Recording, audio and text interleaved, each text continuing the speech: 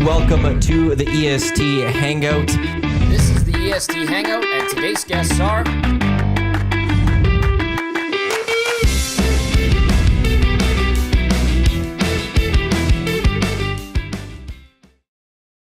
And a good Friday morning to you. Welcome to the EST Hangout live on Edmonton Sports Talk, your clear choice for Edmonton sports. Brought to you by Sentinel Storage, Canada's storage experts. More than 2 decades of helping Canadians through life's transitions. 50% off 12 weeks. It ends December 15th. Sentinel.ca. We're live on TuneIn, iHeartRadio, EdmontonSportsTalk.com, YouTube, as well as wherever you get your podcast. Derek Van Diest from NHL.com back with us here today. Good morning. Tom Gazzola, Matt Iwanyk with you here on the Hangout.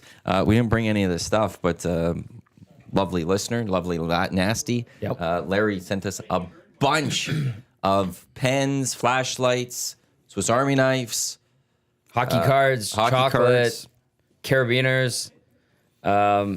Very thoughtful. Thank you, Larry. From Rings Pharmacy up in Hay River, NWT. Yeah, he's a beauty. He is a beauty. Yeah, he thanks, was Larry, your for that. landlord for a while. He was my landlord for a little bit. Let me stay there while my place was flooded. So yeah, shout out to Larry Ring. He is a nasty. Yeah. and good quality pens, too. Yes. Yeah, they're Like, these awesome. aren't like those like Bics type, like you just quickly done. Like these are like, they have the stylus at the back. Yeah. Yeah. To use Good on quality touchscreens stuff. and stuff.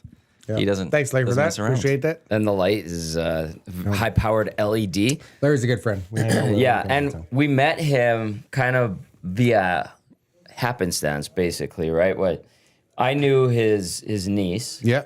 And We then met him through his niece. So through his niece, big and then fan. she's friends with a girl I worked with at OEG, and Larry was in town one day, like, was it during the pandemic or just after?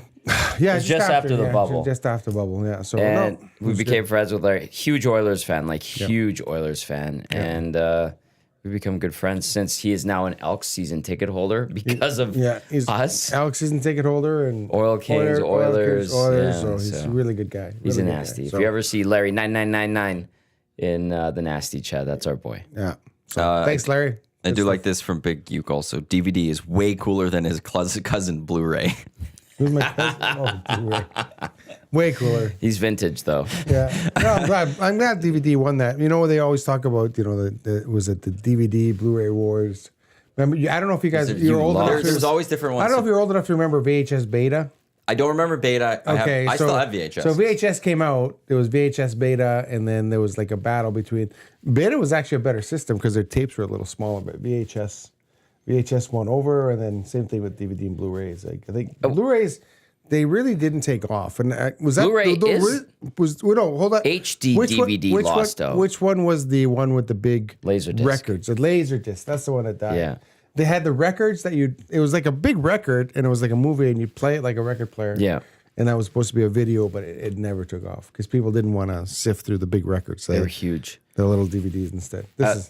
At Father Leo Green Elementary School, where myself and my brothers went, they had the laser discs in the library, and it was always cool because like we could go to the TVs and put in the laser disc and look at like, I mean, it was informative stuff. It wasn't movies or anything like that, but I was like, oh, cool. This is my my dad's records. Those but are they're laser massive. discs. Yeah. It was like a record. You put it, and then I remember Beta and DVD and VHS. Beta was a better system, and I remember a friend of mine got a Beta. We got a VHS. He's like, oh, this is better. And like at the first when the movie stores came out, they had both. They had Beta, but Beta died. It just didn't. People just preferred the VHS. It was really weird why a better system would die. So Popularity, mass production, ease of availability. yeah.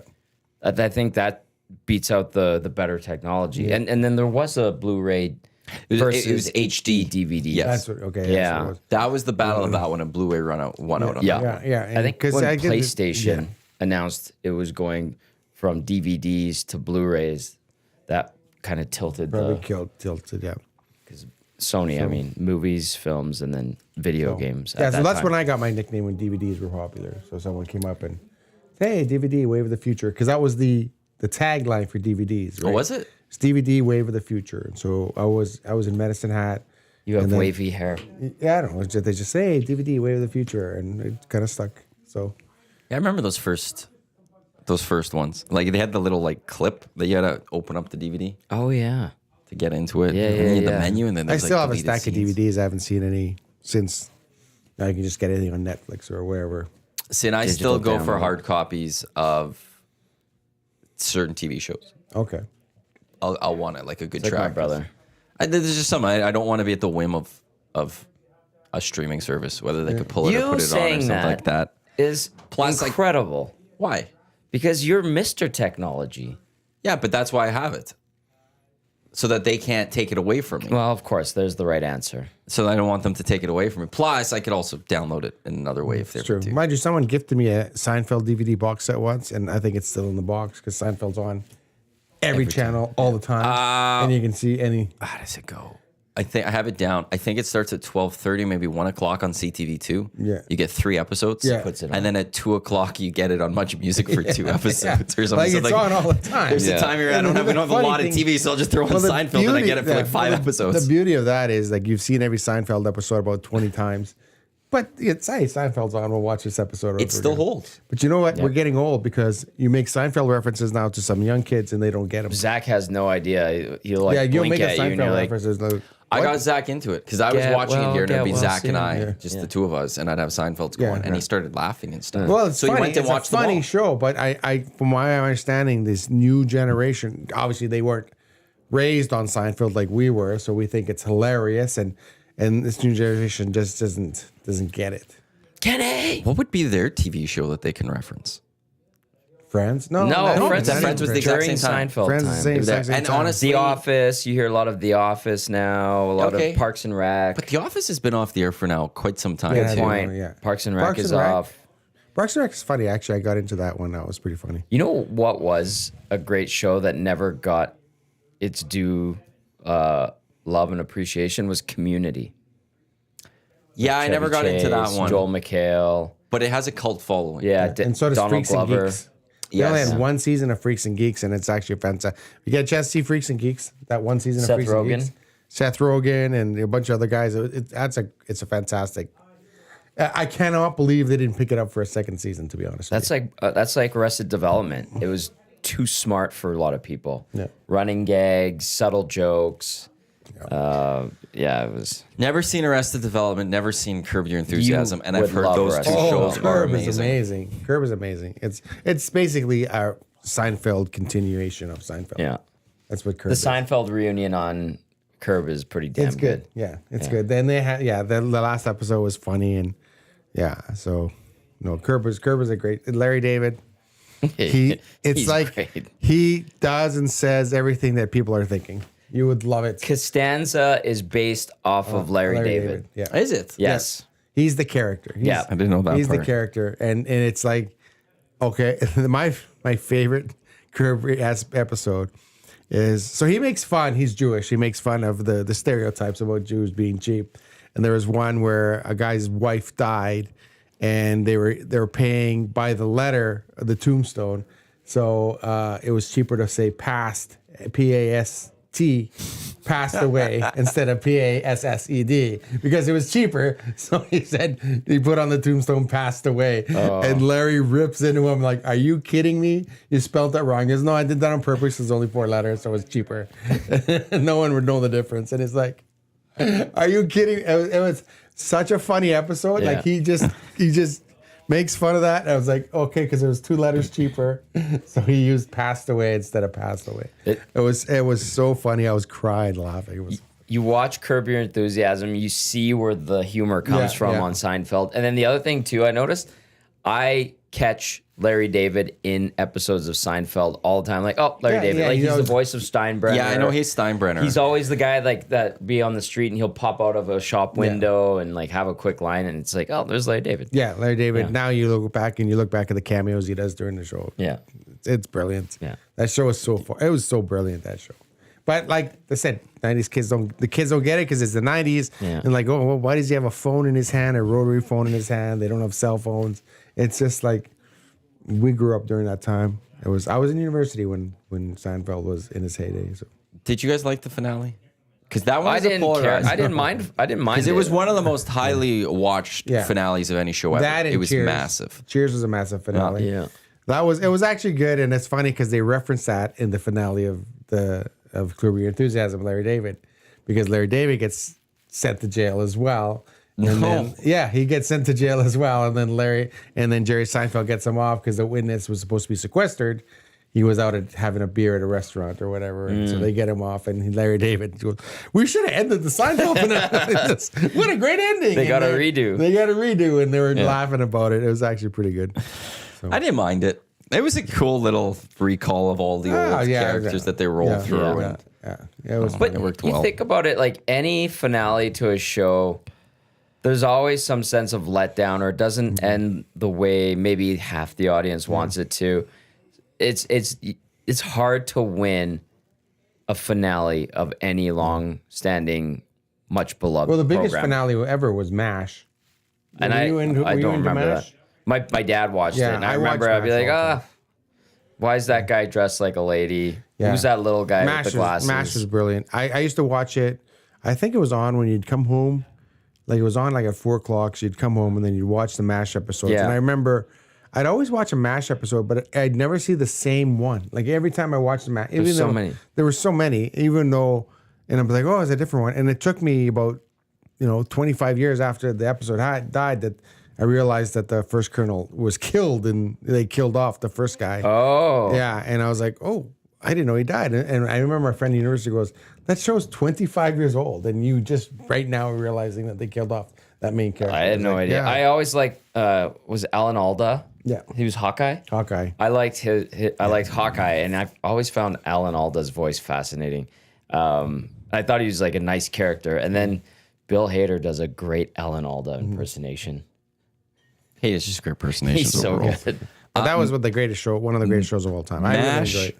most watched TV series finale at 105 million viewers back in 1983. Cheers had 80.4 million. The Fugitive had 78 million, and then Seinfeld had 76.3 million. And then it's a big drop. Like Friends, they were 52.5 million. Friends kind of petered out. I didn't really like the last episode, but yeah, I remember watching. Like, You didn't like the last episode? I didn't think Because it I was feel good. like that would do more general consensus is like one of the series finales that kind of most fans liked. I don't even remember it. The Friends one is she comes back off the Yeah, plane yeah. and then like whatever, like the whole Ross and Rachel got together. at the end. They were And moving out of the apartments. Yeah. They all left the apartments. They all left the apartment and went for coffee. Chandler and Chandler's joke was, where should we go for Where should we coffee? go for coffee? But I just didn't like the fact that he kind of ruined her life. She was moving on. This great job in Paris, and Well, Ross is very toxic. this loser talks her out of going. Not a Ross fan, huh? No, I didn't like it. If you go back and go through the She was so out of his league. Friends did not age as well as Seinfeld did. Seinfeld, they still watch like Friends. No, you watch Friends now. It's still You funny. watch Ross and he go he's very toxic. Yeah, he's a loser. He's a off the rails. Yeah. He's a lunatic. yeah, like he'd be a. Toxic He had a guy. monkey named Marcel, did he not? Yeah, for the first two seasons, and then I heard it's tough dealing with the monkey, so they just punted the monkey. It's also just weird they'd have a monkey. Yeah, but Joey and Chandler had a duck and a chick. Yeah. Which that actually works was for Joey. It worked because you're like, oh, what are the duck and the chick doing? It was a good show. I enjoyed them both. I enjoyed Seinfeld. I enjoyed Friends. It was a good show. I did watch MASH when I was a kid coming home. MASH is a good show. It was funny. The movie is hilarious. I don't know if you guys have seen the movie. No. So obviously the show is based on the movie. The movie is really funny. Oh, show came from the movie. Yeah. Oh, I didn't know They that. made a MASH the movie. They had Hawkeye and they had the different characters. And the only character that actually went from the movie to the show was Radar. Like they kept Radar from the movie to the show, but everyone Really? all the other characters were. But the MASH I liked movie's Radar. He hilarious. was the little guy with the glasses, Yeah, right? I used to yeah. think Costanza was young He lives Radar. in Victoria, BC, by the way. No, Radar does? Radar does, yeah. Cool. How old is he? He's got to be pretty old. He's in his 70s now, I imagine. So a lot of those guys have passed away, but Not Alan Alda. not Alan Alda. He's going strong. Whale and the Wolf in the Nasty Chat, which I'm assuming is Ryan. Hi, Tom. Long-time listener, first-time caller. You mentioned Bill Hader. Did you watch Barry? If you haven't, you should watch Barry. Barry's a good show. I've heard Barry Barry's is a good phenomenal. I have not seen it He's a yet. killer.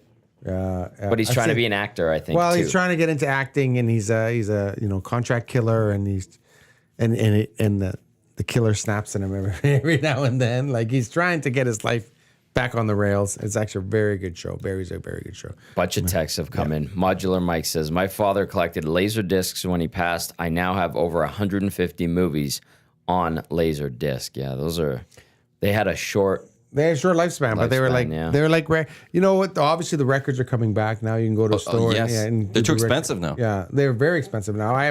My dad's got a massive record collection. I remember we had the records, and they're making a comeback. They're very expensive, but yeah, we had the big turntable and the records, and the beauty of it was the art on the records, right? You can, but they're coming back, and then. But yeah, like Apple Music kind of ruined music. Well, I got into the vinyls. It was probably now about 10 years ago or so, and just watching after just a few years, it really shot up. And I know everyone says nowadays everything's expensive. Before everything got expensive, records got ridiculously. Well, it's funny expensive. because that's we were in Portland. What's the thing about Portland? Keep Portland weird. Yeah, Portland's a great city but they had record shops all over town. Vintage record thrifting. shops. I'm like, it'd be a haven for Zach you guys know records aren't no longer made, and no, they're coming back. Yeah, they're coming back, and they kept saying they're coming back. I'm like, technology is not cyclical. It doesn't come back. It's like selling pagers now. It doesn't come back. Actually, it's fascinating. Cassettes are slowly making a little bit of a comeback. Oh, gross. But they haven't hit off as much as records have. So I'm very intrigued. Are they going to be able to pop off again like records did? Cassettes, yeah. That's or if cassettes kind of there's a few, you can go to Urban Outfitters or something, you can find cassettes again and stuff. Yeah. But I don't think it's hit the mainstream just yet. Records got. Well, this is how old I am. When my parents' first car had an 8-track player in the car. Wow. Now, the 8-tracks were thick beauties, tapes and beauties. They were awesome. I love the 8-tracks. And they were these thick little, and then you put in the 8-track, and then you could just kind of pop whatever song you wanted. That's what you couldn't do on tapes. So 8-tracks, you're go play fast forward to 1, song 2, song 3, song 4. Yeah, we had Cat Stevens on 8-track, I remember, in the car. When my dad had 4 or 5 8-tracks in the car, pop them in. That's how old, 8-tracks were beauties. And that's another technology that just for whatever reason it kind of died out. Because cassettes beat it out. Cassettes beat it out, but it's same thing. The 8-tracks are nice and big, and you can see the artwork and stuff like that. And smaller and whatever they put into vehicles, right? Yeah, and it's probably just a lot easier, all around, all of it smaller. Didn't they used to put record players into cars? I think they did. They did. And I was always fascinated how that would work. It would skip all the time. Okay, I just feel like I don't remember that, but I do remember the 8-track. Whichever technology ends up in mass-produced items, vehicles, say a Ford. Ford was the hot company. This is hypothetical, I don't know. But say Ford was the best-selling vehicle in North America, whatever. And Ford goes and does a deal with cassettes instead of 8-tracks. Yeah. They set an industry standard. Exactly. Yeah. And that's kind of like with PlayStation. Yeah, exactly. It's funny because I had... So Cat Stevens' Greatest Hits, we were big Cat Stevens fans back in the day. We had it in 8-track, we had it in tape, we had it in DVD, we had it on record. The same album... 5 different methods. And then Cat Stevens is going, thank you, Van Diest. Yeah. Cha-ching. I think his name is Asif something. He changed his name. Yeah. Muslim moved into a mountain or something like that. Cat Stevens. That's a 70s guy, if people don't recognize. He kind of made a brief comeback with some of his tunes were in a couple of movies. I'm like, hey, that's a cool song. What song is that? The Cat Stevens song from 1970. So. Bryden texting in. You want to talk about Cat Stevens more, or do you want me? No. I'm just trying to educate you guys. I know. You guys have never heard Cat Stevens. I've heard of Cat Stevens. I know Cat Stevens. There you go. A little bit. I know a little bit of Cat Stevens. He's I know a little bit. He's a guy. 90-year-old man trapped in a 33-year-old man's body. It's what a cool name. I haven't listened to most of his catalog. That's where the phrase "that guy's a cool cat" comes from. Cat Stevens. That I did not know. Yeah. Bryden texting in. The first 3 seasons of Community are amazing. Bootski says the Buffalo Sabres haven't made the postseason since 2011. We are currently on an 8-game losing streak. He's talking about the Oilers. We'll get to that. Andrea says Community was amazing. The paintball episodes, Freaks and Geeks, amazing as well. The paintball episodes on Community were just episodes. They did multiple ones. They did 2-parters and. Cool. It is based around a monster paintball fight, war in the community college, but there's more underlying stories to it and factions and stuff like that. Trust me, really well done. Another text says, if the MASH finale was on Netflix, I would crash the site. LOL. And then Marshmallow is not on it. You can't find the Marshmallow on Netflix. don't That's know. interesting. The Office is the best series, says this text, followed by Flip Phones are making a comeback. And then They Record slowly are, Collectors actually. Paradise is a great shop. Flip phones were cool because you just put them in your back pocket. They're one of the trends that's hasn't hit yet, but it's slowly building a little bit. We'll see if it goes off. Is a lot of young people, they want to be hip and they want to be less connected. So flip phones is kind of like they're trying Like to find old flip they're phones? trying to find minimalist type Like those phones. Nokia flip phones. They want to find those I had a old school Samsung. phones, and then that's kind of becoming a little cool right now. Is that you'd have a phone that you could basically just call and what is it the texting TB9 Or- T9. T9 texting. I'm not gonna lie to you, flip phones were actually awesome because they weren't like these huge No, my blocks. flip phone was this big. It was Yeah, awesome. you flip put it, you're flip like, all it, right, and text, and, whatever. yeah. Psh, any messages? No. I still have it. But If you have Disney Plus, you can get the 11 seasons of MASH. Disney Plus, okay. Disney Plus for the movie. Is it only 11 also seasons? Disney Plus. I feel like they've made like 4,000 episodes of that show. But because every don't time know. I'd come home, it was like every time I come home, I see a different episode. And I've seen them all. And you think you'd see them all episodes. And then you come home and you say, oh, I haven't seen this one. 11 seasons, 256 episodes. Yeah, Wow. 256. So they're like that was back in the day. Like I don't know when it changed. Seasons were 24 to 30 episodes Yeah. long type thing. What are they now? Now you get like I don't know about. No one watches like normal cable. No. No. I don't even know. No. Like, I don't but like even- I got Succession was 10 episodes. Like those type, they're Right. very limited. Yeah. What I is got rid of my cable. They're Grey's miniseries, Anatomy right? might be a show that I could. 'Cause That they've been on show's forever. been on forever. That show's got to be like the longest running show.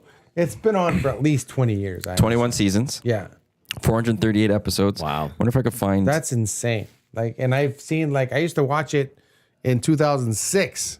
And then I thought, and I was like, oh, that show's still on. Like, Season 1 was 9 episodes. Season 2 was 36 episodes. Whoa. Oh no, it's got 27 episodes. Sorry, reading that on the wrong side. 25 episodes, then 17, 24. So now I'm gonna go to like nowadays. yeah, I think still going strong. Like, Let's jump you know, to. they've killed Never off, watched it. They've killed off a bunch of characters. They've done like the only one that's still there is the Meredith Grey character. She's like from Grey's Anatomy. She's gone strong, but yeah. So yeah, they do less than 20 episodes a season. Okay. But like the OC, they were like, I remember when I rewatched it not too long ago. They were 4 seasons long. The 4th season was very short. But like the first 2 seasons, it was like 3 seasons in one almost. They went like 27 episodes. And the storylines that would usually get built out through an entire season, they do in like 8 episodes. And then Yeah. move on to the next storyline, move on to the next storyline. All in one season. Yeah, I didn't see the OC. I didn't watch it, but I knew all of the But characters. can you do a show now with 27? Like, I think the attention spans nowadays wouldn't be long enough to. I don't Like, think they the would just- companies would want to spend the money on that. Yeah, it would just kind of fizzle out. A soap opera is still going strong. So like Young and the Restless is still going. That one's I think Days of Our Lives is done. everlasting. Yeah, those things. My it's grandma funny, when I loved was, Which when one I was is in over? South America, they would ask me about the English soap operas because in South America, the soap opera they would start a storyline on Monday and end it on Friday, and then on Monday they would start a new storyline. And I said, well, I think I don't watch soap operas here, but I think they're just never ending. Yeah. and they just keep going, and you can literally pick it up, and you're like, oh, okay, this is the same thing that's Dude, happening. it'd be like 3 or 4 storylines going, but they're at different spots in their timeline. So when one ends, you still have the other 2 going, Yeah. but then they start the new one. So Yeah. there's always like So these you're just multiple always storylines. picking Yeah. it up, And my mom was big Young and the Restless fan. So- So the thing though is Global like, carries it oh in my Canada and it's from CBS, but Global carries the day before episode. So it's like for whatever reason, today's episode is actually Monday's CBS episode. Really? Yeah, it's a interesting. really weird schedule. I don't know why it happens that way. So like it kind of works because whatever happens in the States on a Friday, you got to wait the weekend Yeah. to get the cliffhanger over for the Monday. In Canada, you have to go from Thursday to Friday. Oh. So you wait till the next day and it happens and That's stuff. interesting. So they get it earlier. Days of Our Lives ended on NBC in 2022. That was a big one. But they moved to Peacock. So they went to a streaming platform. okay. There is one that fully ended. Children's Hospital. As one? the world turns. Oh yeah, there was a hospital one. Was it? Yeah. What was it called? Yeah. Hospital. I don't know. Soap opera. Oh, General Hospital. General Hospital. Oh, right. Yeah, there was one that General Hospital was on forever. General Hospital. No, that one's still going. There's one that ended fully. We have a basketball net, and they're playing Oh, is that a game what's at going on 21. out there? We've been getting into Didn't 21. Dusty learn his lesson? Didn't he Tearing rip out his his knee? dunking Slam on- dunk contest. Yeah. In his slam dunk contest. And he ripped up his knee, right? Yes. Yeah. Yeah, it's still on Slam YouTube. dunk You can still go contest. watch the whole slam dunk Yeah. contest. And he crashes through the door. I think we remember that. Yeah. Goes and dunks, crashes to the falls door, down, falls just- down, holds his knee. Yeah. Yeah. WCB. All of that. You think you'd learn your lesson, but guess not. They're playing one-on-one out there. Lucas. Witty as always and charming. Hey, DVD, I would recommend giving cable another try. We have some great deals right now if you would like to hear more. Marty, Tommy, pass along my info. The problem is nothing, no knocking against cable, but I work evenings, so I watch TV during the day. So I'll stream whatever shows were on the night before. Lucas is Raimai's bandmate at Will and the Wolf, Eric's brother. Okay. And Lucas works for TELUS. Yeah, that makes sense. That makes sense. With sports, I still need I need cable to watch my sports. I don't like the streaming. You don't like still- the stream because I'm you're still- 3 seconds behind everyone else. It's just that bothers me. Just those few seconds behind it honestly does bother me, DVD. It's I just, remember when That's him. when the NFL, I can't remember what the streaming service was. I think it was DAZN started carrying the NFL games. And people were upset because they were 5 seconds behind everyone else. And my tweets are 5 seconds behind. I'm like, dude, get over yourself, man. People aren't sitting here, like holding their breath, waiting for you to tweet out about the last play. Like, it was embarrassing. I was like, what? Really? This guy's complaining because the play is 5 seconds behind? They do and that. so now he tweets out a play that they have seen 5 seconds before in cable. And he's like, my tweets are 5 seconds behind, 10 I seconds care behind. about seeing other I'm people's like, tweets. dude, yes, but I'm Spoiling not it for me. hanging there. That's where- Oh, I wonder what so and so has to think about that play. Like, it's just like you see the tweets in passing, like whatever they call now. Because I struggle with the flipping between games and like Yeah. I like my cable. I'm an old. You're old I'm an school. old soul. Yeah. I still am an You're old soul. like So I you're- want my TV. I want my sports packages. Yeah. The moment they move all this stuff to streaming the platforms, only cable's issue, gone. the issue I had with cable is that you want one specific channel, but you had to buy 6 other ones with That's it. how they get you. I'm like, dude, I don't care about the home chopping network or this network or this network. Yeah. So they put one good channel in Into a the pack of package 6. of 6 crappy channels. I'm like, dude, I don't want the 6 crappy channels. I just want the one good channel. And if you go a la carte and you just pick an individual channel, it's so expensive more that it's expensive. like, Oh, well, my God. I might as well get the 4 extra channels Yeah, for exactly. the extra buck I can't remember. because There was one channel where they used to show the Canadian men's soccer games on. I can't remember what the channel was, but it was like $20 a month. And I was like, dude, $20 a month for a channel? That's like more expensive than the porn channel. Like, why? That's ridiculous. you don't need to pay for porn. I was like, I know you don't, but I'm like, That's crap. that's ridiculous. Like, come on. don't- I can't even remember what whoever was carrying Canada Soccer before DAZN did.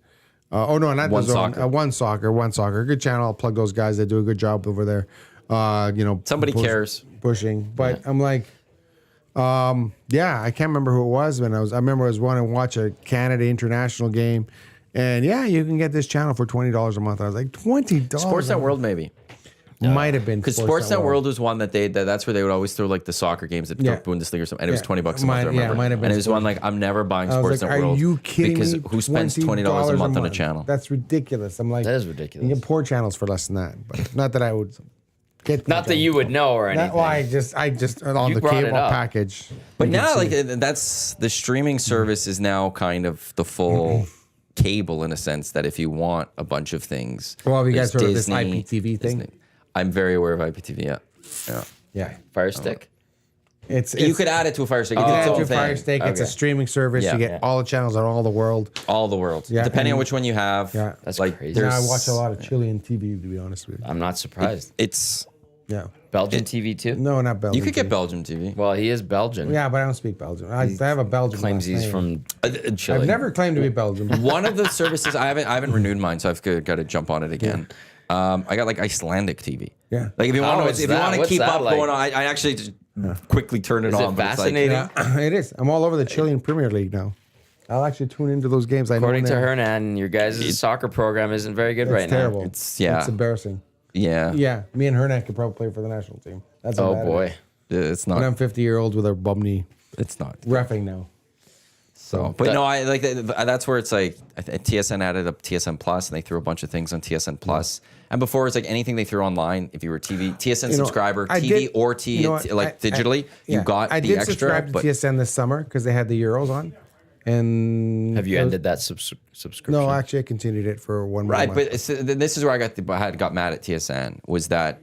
Like you bought probably TSN online. Yeah, they had a special this summer for whatever it was. Right, but then you got TSN Plus as a TSN subscriber. Yeah. If you're a TSN subscriber through cable, you don't get the TSN Plus stuff. And it's like, well, I have cable. I'm not going to buy a streaming service when I have a cable. Like I'm not going to switch. So now I don't get TSN Plus until I have it for a month right now. I got TSN Plus. So that's where I get pushed to IPTVs. Like you're all of you are just pushing me towards that IPTV. thing.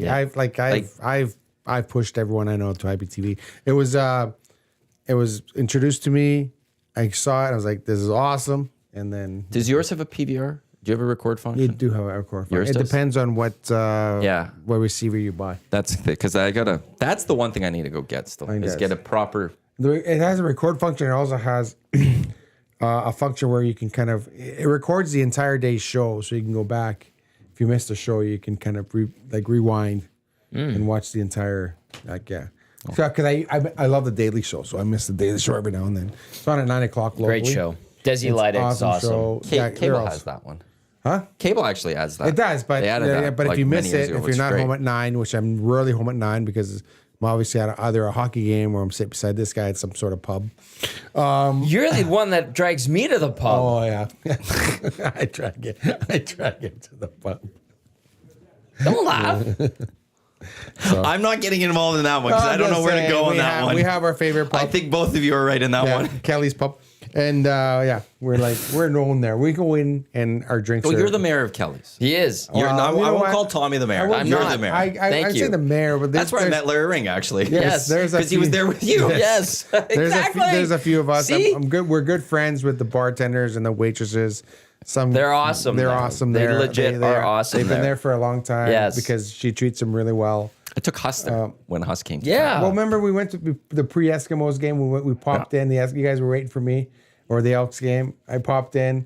I just stuck my head in the door, and then before I even sat down, there were shots. There was 5 shots.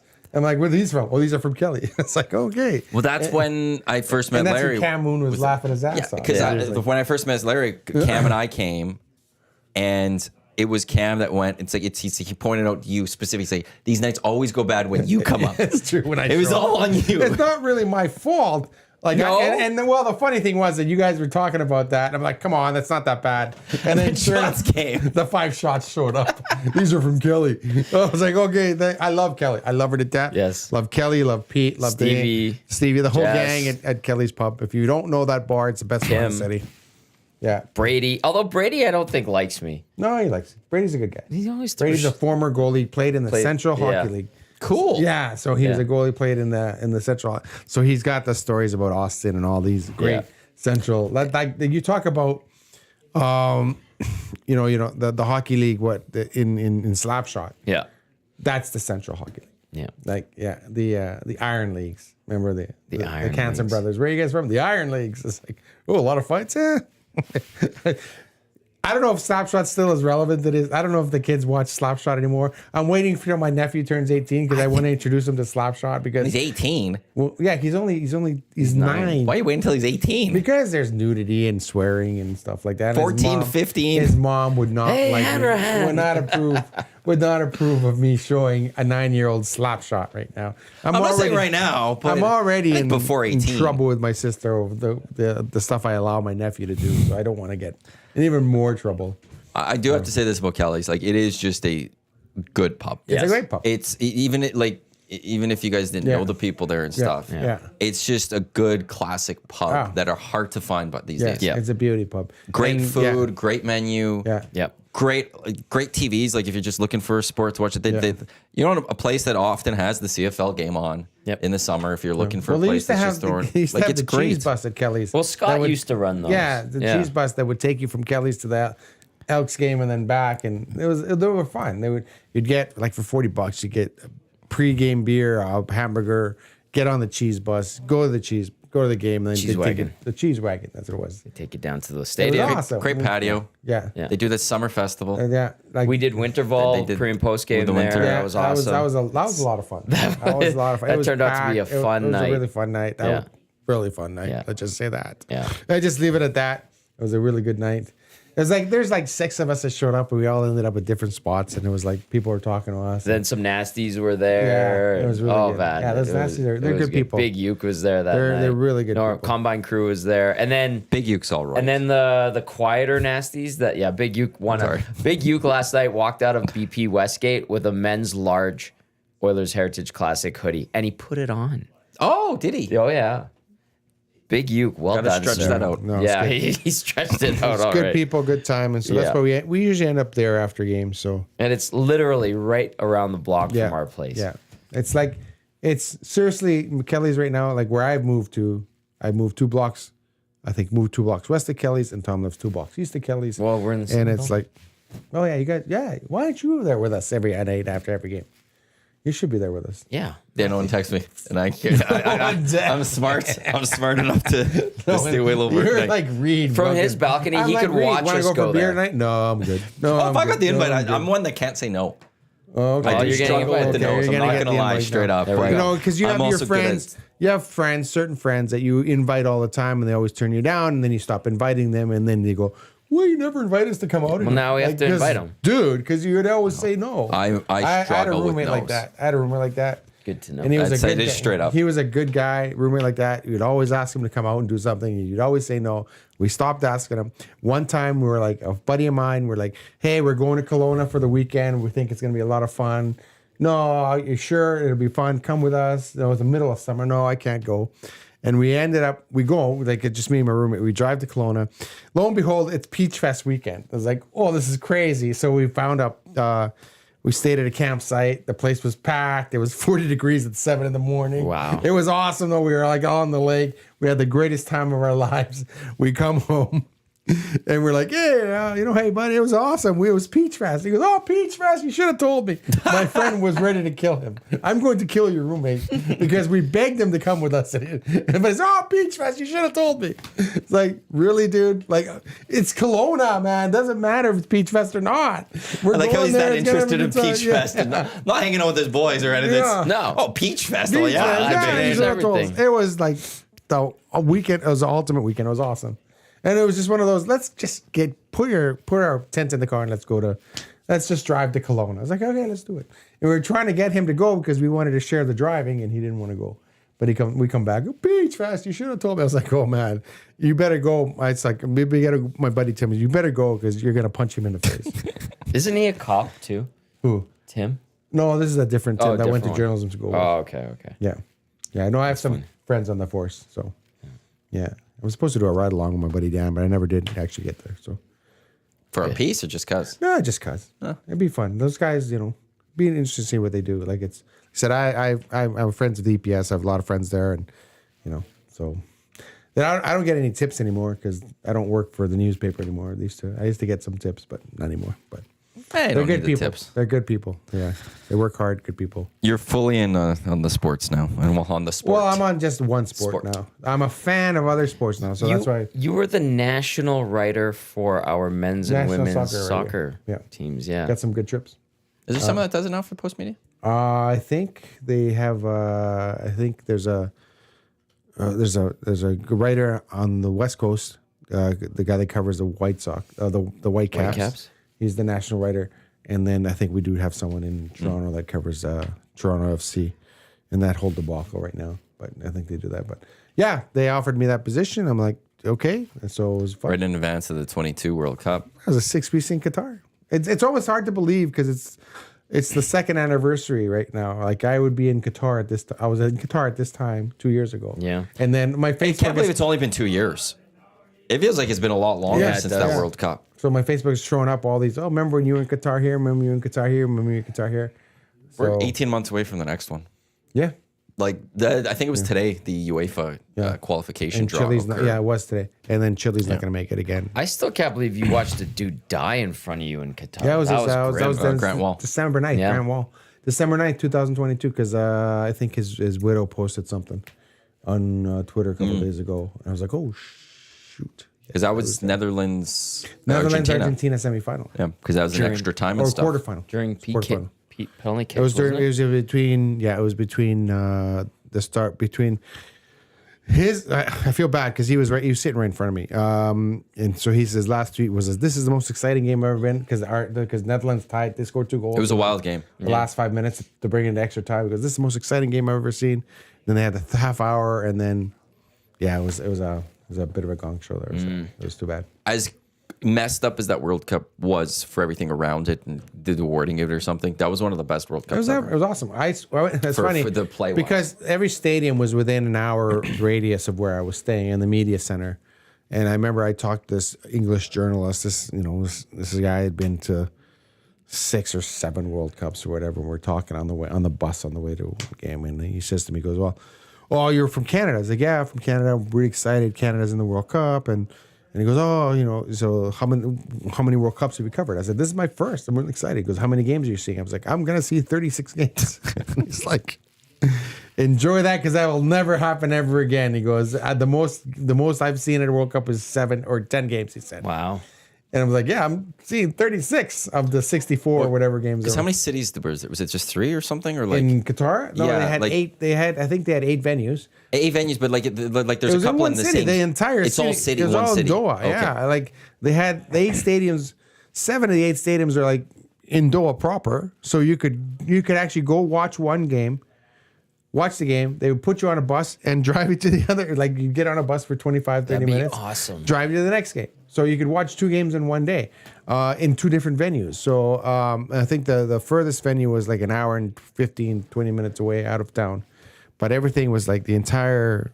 And they had this really cool stadium where they made of shipping containers. They're gonna reuse it. Yeah. In Morocco. Are they? Yeah, this was supposed to be amazing. Like it was like A gift to the World Cup to Yeah. keep using it. It was actually beautiful. It was an artistic. It was a gorgeous stadium, and they tore it down, and they had They're a couple of reusing concerts there. I guess they're reusing it, but they're shipping containers. You can kind of. It's like a build-a-stadium. Yeah, it was. Yeah. It was an Erectus stadium, but it was really nice. Yeah, there's no getting to 2 matches in a day when it comes to Not North a America. chance. Now you got to fly to Seattle, or fly to LA, fly. Yeah, I don't think there'd be games even close to each other, even on the same day. Exactly. Just straight It's up like, on we that. want to catch So it now. And now, as a fan, I got to fly to Seattle, and Chile's not going to qualify because I'm so bad. then they're you could so bad. just go all in on Canada.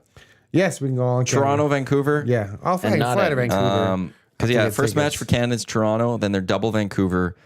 If they keep qualifying, I think they're first. If they get out of if their they group. finish their top of their group, the first 2 games. Well, the they beauty keep of that advances in is Canada Vancouver. will be a ranked team. They haven't. I can't remember. It's an expanded tournament. There's like 600 teams in it this year. So, Everyone should make it. Italy should actually finally make it again. yeah, Should. That's the key there. This shipping container stadium is incredible. it's awesome. 974. Yeah, Stadium shipping 974. That was the name of the stadium. It was awesome, and so they did a great job. And this is the number one stat that stood out with me in Qatar, because people were super friendly. It was super great. The Qatar was a lot more modern than I suspected it would be. It was kind of a mix between modern and the old world. The stat that jumped out at me, they said, the Qatar World Cup was the only World Cup in the history of the World Cups dating back to 1930 where an English fan was not arrested. What? That is the stat. That's the ultimate stat. Yeah. That's of the history of the World Cups, no English fan was arrested. And the English fans are great. And I was like, that is an amazing, amazing stat. And that tells you exactly how safe Qatar was. Because it was great. That's like, and it wasn't like United States, you're gonna go and everyone's gonna be walking around with machine guns, and they're gonna have that security presence, and it's gonna be locked down because they don't want anything bad to happen. I get that, but you're gonna sense that, oh my God, there's guys with machine guns and snipers on the roof and all this stuff. Qatar, everyone just walking around. Like they had a lot of security guys, but you would have never felt that presence, right? Like they did a really good job with security there. But yeah, You went to just to contrast this. You guys you and my old boss Mark Ciampa went to Brazil. went to Brazil for the World Cup, and it was like the opposite. Of Yeah, well, I was taking pictures of the guys with machine guns in Brazil. Yeah. Like Brazil was awesome, but they locked that city down. Like so the Rio de Janeiro, the road from the airport into Rio is one of the most dangerous roads in the world. Like people get carjacked and they pull buses over and they said, don't show anything, don't show like, and when we got there, I think I landed at, it was like midnight or 1 a.m. and we got in a cab and we were driving down this road and it was like tank, Humvee, lined the entire road. Like it was just amazing. Like you saw it right away. Like, and I remember I asked the cab driver, I was like, what's going on? Well, the World Cup. Like this is now the safest road in the world, as opposed to being the most dangerous road in the world. And then he goes, well, you guys ever been to Rio before? The cabbie was really cool. You ever been to Rio before? He goes, oh, never. You guys ever been to the carnival thing? No. So he goes, do you mind? I'll take you on a little quick detour to show you where they do their carnival. And they have like these huge, massive stands. It's like they have a road and then these massive like stands. So we drove past that and I was like, well, what are those for? That's for carnival. Like people will go and all the floats will come through here. And it's like 100,000 people can sit in these stands and just watch carnival and throw the beads. And it's amazing. And so, but that month long in Brazil was the safest ever because they shut down the favelas. So they had security at the favelas. So who was going in, who not. The favelas are like the poor towns, the shanty towns. Which was amazing was that you'd have a 5-star resort. We were staying at a 5-star resort. Across the street was a favela. And they were like, yeah, don't cross the street. Don't go outside after like midnight. It's dangerous. But you have like 3 tanks hanging around. Oh yeah. But it was amazing. It was a lot of fun. It was really amazing. But then you saw the contrast because we were in Belo Horizonte, city in Brazil, Belo Horizonte. Chile was playing Brazil. Chile lost in a shootout. We were staying an extra day. And the day of the game, security, everything was like, oh, tight, locked down. So we'd party on the street. They blocked off the street. They had a group of cops on one street, all with machine guns. Group of cops on the other street, all with machine guns. It was like, can I take a picture with you guys? Because the guy had a massive gun. Like, okay, so I'm taking pictures of the guys with machine guns. And Chile loses. Brazil moves on to the next round. The tournament moves on. That was the last game in Belo Horizonte. And then the next day, we're like, oh, this is the real Brazil. Like, the real Brazil where you can't walk 2 blocks back to your hotel room because the guy goes, there's 3 guys standing outside. They've been watching you guys. So you might want to get in a taxi. It's like it's 3 blocks. Yeah. But see those dudes right there? Yeah. They're not going to let you get those 3 blocks because there's 3 dudes there and they probably have another 3 dudes a block down. Okay, we'll get in a cab. We get in a cab and back to our hotel. 3 blocks. That's what we're going to do. He's like, yes. He goes, that's what I would recommend, he said. But it got shady really, really fast. What's great is you guys were so adamant that I go with you, and I'm reading all these things like body parts washing up on the shore in Rio, and then like all the security detail. Like they got to live it, and they're like, "Oh, you would have loved it. It would have been so good." I'm like, "No, I'm good." We had tickets to an Italy game. He didn't want to go. Well, the thing, like, if you're there at the World, like outside of when they stayed after the one game, you're at you're one of the safest spots in the world. Nothing's gonna happen. They don't want anything to happen. No. It's gonna be like that in the U.S. The U.S. is gonna be sketchy because there's like it's becoming the Wild West again. So it's gonna be. They're gonna be very careful. Interesting. They're gonna be very careful, and FIFA doesn't want anything to happen. The finals in New Jersey. You're going to sense that security presence, like, just like Brazil. Like when we went to that quarterfinal game so they would drop you off, which I thought was brilliant.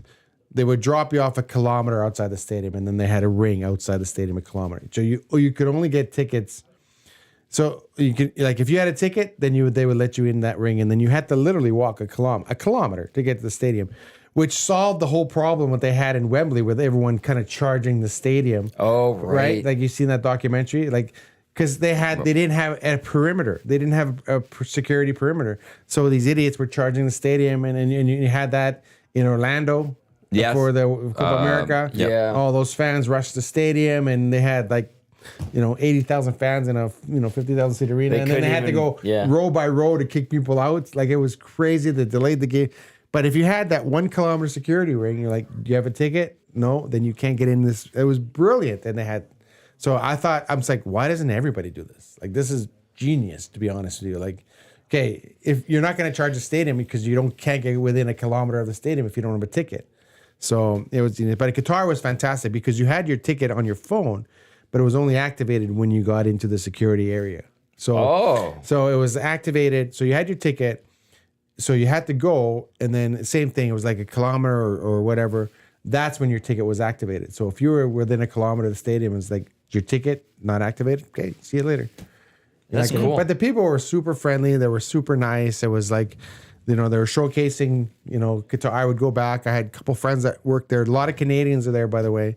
There's a lot of Canadian teachers and a lot of Canadians. And I stayed with a buddy. Slept on his futon for a month. But it was really good. It was a lot of fun. Hot as hell. But yeah, it was a great time. So. Well, we get another Winter World Cup in 2034. Yes, going to Saudi Arabia. Saudi Arabia. So yeah, FIFA learned their lessons when it comes to human rights and all of that. Well, no, they didn't. They're taking the money and running. Yep. Well, and they did it in a way where a continent's not supposed to get a World Cup for a few times. They're doing it a few times, and then they did 2-1 with the next. So it's in North America, check.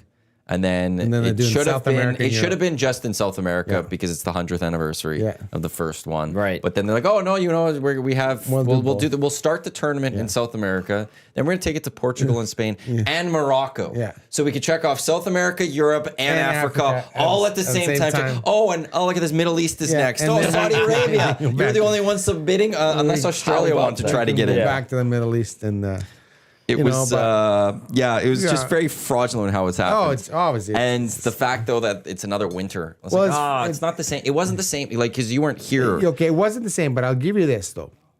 So the Winter World Cup is like it's going to be like the Four Nations tournament here. The guys are all going to be in prime shape. It's better football. It was a prime time because they're all like right in the middle of their season. Right. So they're all in great shape. They're all in mid-season form. And then you have this World Cup. World Cups previously, you tack this World Cup at the end of a Everyone's super tired. long season and everyone is just gassed. Well- They have nothing left in the tank. And then if you have to go extend it, it's tough. But that was the Compare beauty of it. World Cup to Euros. Like Euros, it wasn't as good because It wasn't because these guys are in mid-season form and they coming in mid-season form and the soccer was amazing. And they're not as opposed tired to, yet. They're not as tired as opposed to attacking it at the end of the season. But as a fan, there's something about being in Edmonton in the summer, going to patios to watch. Oh, it's World Cup. awesome. No, And I get that's that. like losing that in 22 sucked. And now in 34, not having that again, No. it's like I want to go to the patio and sit outside in the sun and watch these Can't, games. but 'cause I it's don't in want the to be summer. inside. But No, I get that. that's the part that sucked about the winter. I understand. And that. we have to go That back makes to the sense. Winter World Cup. But that's why, but that was, and that's why the Four Nations I think would be a good tournament because guys will be in mid-season form. It'll be like they're going 100 miles an hour. The Olympics is going to be good when they come back because they're in mid-season form, as opposed to like tacking it on to the end of a super long season. Or the start of a season when they're not they're not Or going. the start of a When we've season had where the they're World not, Cups. they're not Yeah. up, they're not up to speed. and That's why it's so good. Do just want to say this is portions of the hour, this hour of the EST Hangout brought to you by the High Product Marketing, official merch partner of Edmonton Sports Talk, promotional products that bring the buzz. Check them out at highproductmarketing.com. For anyone that ordered any merch stuff, that's all getting packed today and then shipped out. So over the course of the next week and a bit, prior to Christmas, stay tuned to your mailbox or outside your house as the EST store items are getting sent out. Still waiting on the scars for the annual members. This is the EST Hangout presented by Sentinel Storage, Canada Storage experts, more than 2 decades of helping Canadians through life's transitions. 50% off 12 weeks, ends December 15th. So that is on Sunday. Check them out, sentinel.ca. Derek Van Diest from NHL.com. Tom Gazzola, Matt Iwanyk with you here. Four Nations. Are you going to get? Are you excited right now about Four Nations? I am. Wait, I am. Can I preface this by saying he is an NHL employee? This is an NHL tournament. He has to say that he's excited. No, I'm excited. Go ahead. Well, I'm just saying. Yeah, lie through your teeth. You know what? No, I'm not lying. To see McDavid and Crosby on the same line, wouldn't that be cool? Yes, it's gonna be awesome. Right? And McDavid and McKinnon on the same line. That's gonna be awesome. And it's gonna be really. Well, cool. they were together at the last World Cup, which was when they were like all 15 years cheesy old. with the Team Yeah. Europe. Team under Europe. 20. Except those were fun. They ended up working really well. Surprisingly They fun. You know what's yeah. funny? Because we talked to John Cooper. He was in town last week, and he coached that under 23 team, or he's an assistant in the under 23 team. Yeah, because McClellan was the coach. McClellan was coach and John Cooper was assistant. And he's like, we had Austin Matthews on the team, and he'd been playing in Europe, so we didn't know anything about him. And then obviously he's a huge star. So it was interesting because no one knew how competitive this under 23 team would be. They had all these young kids that are going to be the future of the league, and now these young kids are in their prime. They are the future of the league. That goal Matthews scored in overtime the other night was really nice. He had a guy on his back, like he's like hanging on to him, and he still was able to flip the puck in the net. He's a big guy, That was man. impressive. So now you're gonna get to see like these guys have been begging. Let's play best on best, best on best. So this is kind of just a teaser to the Olympics because that's gonna be a great tournament, the Olympic tournament. I was talking to Tony yesterday from Boston Pizza Westgate, and he goes, Tom, did you see that lineup that Russia could have iced hypothetically for the Four Nations face-off? And I was like, yep. He goes, what a waste. What a missed opportunity. I'm like, yep. They went and invaded Ukraine, so they But screwed that's up. not on the Not on the players. IHF has suspended them. Yeah, exactly. But now I'm very intrigued though what happens for the Olympics because the Whether IOC they get back or- the IOC allows Russian athletes to compete, but without the Russian Without flag, the Russian right? flag, and so- same with Belarusian athletes. Are they going to do the same with hockey? If you get to the Olympics next year in Italy, and you're allowing Russian athletes that's to happened compete before, in all right? the They have, but if you're allowed to compete in all the other sports, are you not going to have to be allowed then to They compete? should be able to compete in hockey. I don't know. Unless I guess maybe it's the qualification for it. I guess would be the big thing. Well, I think I don't know how hockey does the qualification. But that They happened, have qualifiers because like Leon will go in the summer and Yeah. play games for Germany. Yeah. So maybe Russia falls out because they can't actually qualify because they're Might not be doing it. that. I don't know. So, but I don't know. Politics aside, I think it'd be really good if the Russians were in the tournament. Some of the best players. It in would the make NHL are the Russians. tournament better, more competitive. It would be more of a true sense of best on best. But, political stuff. It's not going to stop really. Canada winning anyways. Well, Well, you mean depends. Canada finishing second to the U.S. this They're year? not. I They're think not. the U.S. is I don't winning. know. Their goalies are. I'm not cheering for them, so don't say They don't need their "You hate goaltending." The Canada. best don't." goalie I they love had, they Canada. kept off the roster. Right now, Stuart Skinner is the best of the three, right? Hey-o. Well, he wasn't the best of the three going into that decision. But he is now. He is now. Right? So, did Mountain Bowl get lit up like a Christmas tree He was last never going night? to play. But he's never going to play. But he got lit up like a Christmas tree last night. It doesn't matter who their goalie is. Yeah. They've Maybe. got what? enough The forwards. They got goaltend- great No, I defense. get that, but the goaltending their is always, goaltending needs to be it's always average. is always a lightning rod. I talked to Jordan Binnington about this last week. He's like, it doesn't matter. It's always comes down to the goaltending. The Olympics, it came down to the goaltending, right? Carey Price make those unbelievable saves, and it comes down to the goaltending. Like you always know who the goalie is for Canada because he plays such an integral part of the tournament. But now we got to go watch a team that's just going to, we've got an okay goaltending. We're going to put up 6 goals. No, they're going to score a ton of goals. They're going to go out there and they're going to score goals. We're not going to have, this isn't Mike Babcock's Canada. It's going to be a lot This of is fun. John Cooper's This is Canada. John Cooper's Canada. He's going to just, you know what he's just saying? That's funny because I don't know if you were there when you were talking about him. It was like, when No. you're coaching a team that good, what do? Don't screw it up. That's what he said. Just stay out of the way. Open the gate. Let him go. And it's like, you and I could coach that team. Like, who wants to play with who? Okay, yeah, there you go. Just rotate them. Just let them play. Let the coaches Let coach them themselves play. almost. You know, John Cooper's a great guy. he is a fantastic. He's very guy. nice guy. Very well He's a spoken. fantastic. Well, he's a lawyer, very well spoken, really smart guy. He gives you well thought out answers when you're asking. He doesn't get a lot Personable. of media. He doesn't get a lot of media in Tampa. There's 2 or 3 really good reporters that are down there working it. Same 3 faces every day. He comes up here and there's 20 people in the scrum. Yeah. And it was actually weird last week because St. Louis stuck around because Taylor Swift was in Vancouver and they couldn't get a hotel room for under $300,000. So they were like, let's just stay in Edmonton for an extra day. So it was really weird. They practiced. They had an off day. They practiced. They played the game. They had an off day and then they practiced. And then they went to Vancouver. So there was a situation last week where there was 3 practices. There was 3 teams here. Yeah. The Oilers practiced, the Blues practiced, and then Tampa practiced. Well, then you throw in the Oil Kings later in and the then afternoon. the Oil Kings were in the afternoon. Yeah. So the building was packed. Like there was so much going on. And then I'm looking at it going, oh my God, this is awesome because this guy's on Team Canada, this guy's on Team Sweden, this guy's on Team USA. And I was just filling my boots talking to people. And about all you're Four doing is Nations. going down the one corridor. And that's the thing with that arena is it can hold, as we know, after the bubble, is it can hold multiple teams very comfortably. Yeah. And it's funny because Jim Montgomery was come back from the DAC and he got lost. I can't remember what room we're in. They put us in, we were in 3 different rooms in 3 different days. And I'm like, Jim, I think you guys are in the WHL visitors room. That's So a you big room, just keep too. going this way.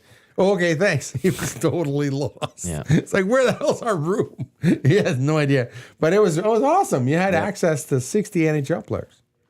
Almost 70 NHL players. Yeah. Right there. Yeah, when you're trying to write stuff for And Four a Nations travel or getting day, and ready I was for like, that. we were woo, we were filling our Are boots. you going to cover Four Nations? I think so, yeah. Yeah. Yeah. I haven't got the official word, but I think so. But are they sending you the merch? Because you have to put in your order. I did This, put in the this is order. one you probably just got and have only worn once. No, Every wear month this. he's like, I wear had to this. order this. Oh, they told me to get this. Yeah. No, I got the Four treat Nations 'em well. merch it's on They its do. way. Yeah, do. treat you well. We get good merch here, though. Yeah, you guys I get don't treat you as well as the NHL treats. and child treats us well. That's a good point. It was a good move. Good point. It was a very good move. I'm very happy that they came to me and said, "Hey, would you like to join our team?" I said, "Yes, I would." No knock against Post Media, but I did pick up a paper yesterday. It was 18 pages, it was like a flyer. So I've seen flyers that very are sad. thicker than the newspaper is right now. So, there's, like I said, good people are doing good jobs there, but unfortunately, the paper's going like this. 18 pages used to be a sports section. Yep. Yeah. Now it's the entire paper. And I was like, ooh. What if I don't know if it's the Sun I would have it, but for Journal, that also include like a little bit of financial post for 2 pages or Financial stuff like post, that. like it was like worth reading. Now you're flipping through. Okay, and half of that are columnists that I don't care about. This guy's political opinion means nothing to me. So, but anyway, I'm just saying. But there's still good people that do good jobs there, and Maddie's still The there. ones that are still left. Yeah, Maddie's still there. Still there. He's been able to hang 54 on. years. 53 They said, years. "Thanks for your time, Jim. We appreciate it. Thank you very much." And he's like, "I'm not going anywhere." See you on Monday. See, and good for him. He managed to not go anywhere. He's still plugging away. We gave him a goodbye jersey. We gave him all this. Yes, we did. Like, We didn't know he'd 'cause be he coming told us back. he was done. Yeah, he he's told like, us, "I'm "Oh, done." I'm done. This is my last. It's been a great." So we all got together and we got him a jersey and we all signed it and it was great. We presented it to him during the Stanley Cup final and then he came back on Monday. We're good friends with Jim. We love him. We're glad he's Yes. still there. He's still asking good questions. It's like we go there and he thinks of something to ask and he asks this question and we didn't think of that. And then everyone runs the clip and everyone runs. Well, the other night in the press box, he's got Al Hamilton and Perry Pern. Yeah, he's stacking them both of those guys. The mic recorder is out and he's Yeah. asking questions, and we're just like, we're like, Yeah. I wonder what that's going to Yeah. be about. But no, he loves his job and he didn't want to stop doing it. Yes. So we got to admire that. If they gave me the boot, I'd be like, "See ya." Bye. Well, thanks for having me. as much going as I somewhere love, warm. I love my job too. But if someone said, "We're not going to pay We you don't anymore want to you do here. it," yeah, Well, I only put in 52 I'd be like "Ciao years. Pascal," like Yeah. my grandfather used to say. The official drink of the EST Hangout. It is the Finnish long drink. Legend of 1952. A drink unlike any other sparkling refreshment. Real liquor at longdrink.com/Canada. Find a liquor store nearest you. Just enter in your postal code and it'll tell you which ones have ordered it recently. I haven't done any of this yet today. Hey, there I'm it supposed is. to throw my that's cards. Old Letterman. Yeah, I'm There's supposed to- another reference that the kids wouldn't get. David who? He was funny. Yeah. He still, I think, has a little bit of a show, doesn't he? He has. There it is, there's that he over is now. doing a podcast. He was doing that driving. I think he did with the Jerry Seinfeld, that driving cars. But there was Coffee with Comedians. But that was all Jerry Seinfeld, wasn't it? Yeah. And then, but I thought David Letterman did something different. Letterman used to throw his cars at. What was the name of the guy in Ruben? Ruben's the little guy. He'd always go down in the bottom of at the street level, and he'd go to his little corner store. I think it was Ruben. Yeah, I think it was. Yeah, yeah, they had a corner store. Ruben's there. Deli or something like that. Something like that. Yeah. And yeah, that was interesting. My next guest needs no introduction with David Letterman. It's on Netflix. Is it? Oh, Okay. Since January of 2018 through now, he's done 5 seasons of it. My 28 episodes only. And it's commonly referred to as My Next Guest. So He was there is still making a like little bit. $30 million a year on the Tonight Show. I think for those guys though, like they do it for so long, it's the day-to-day grind, and eventually like the money doesn't matter, the fame doesn't matter.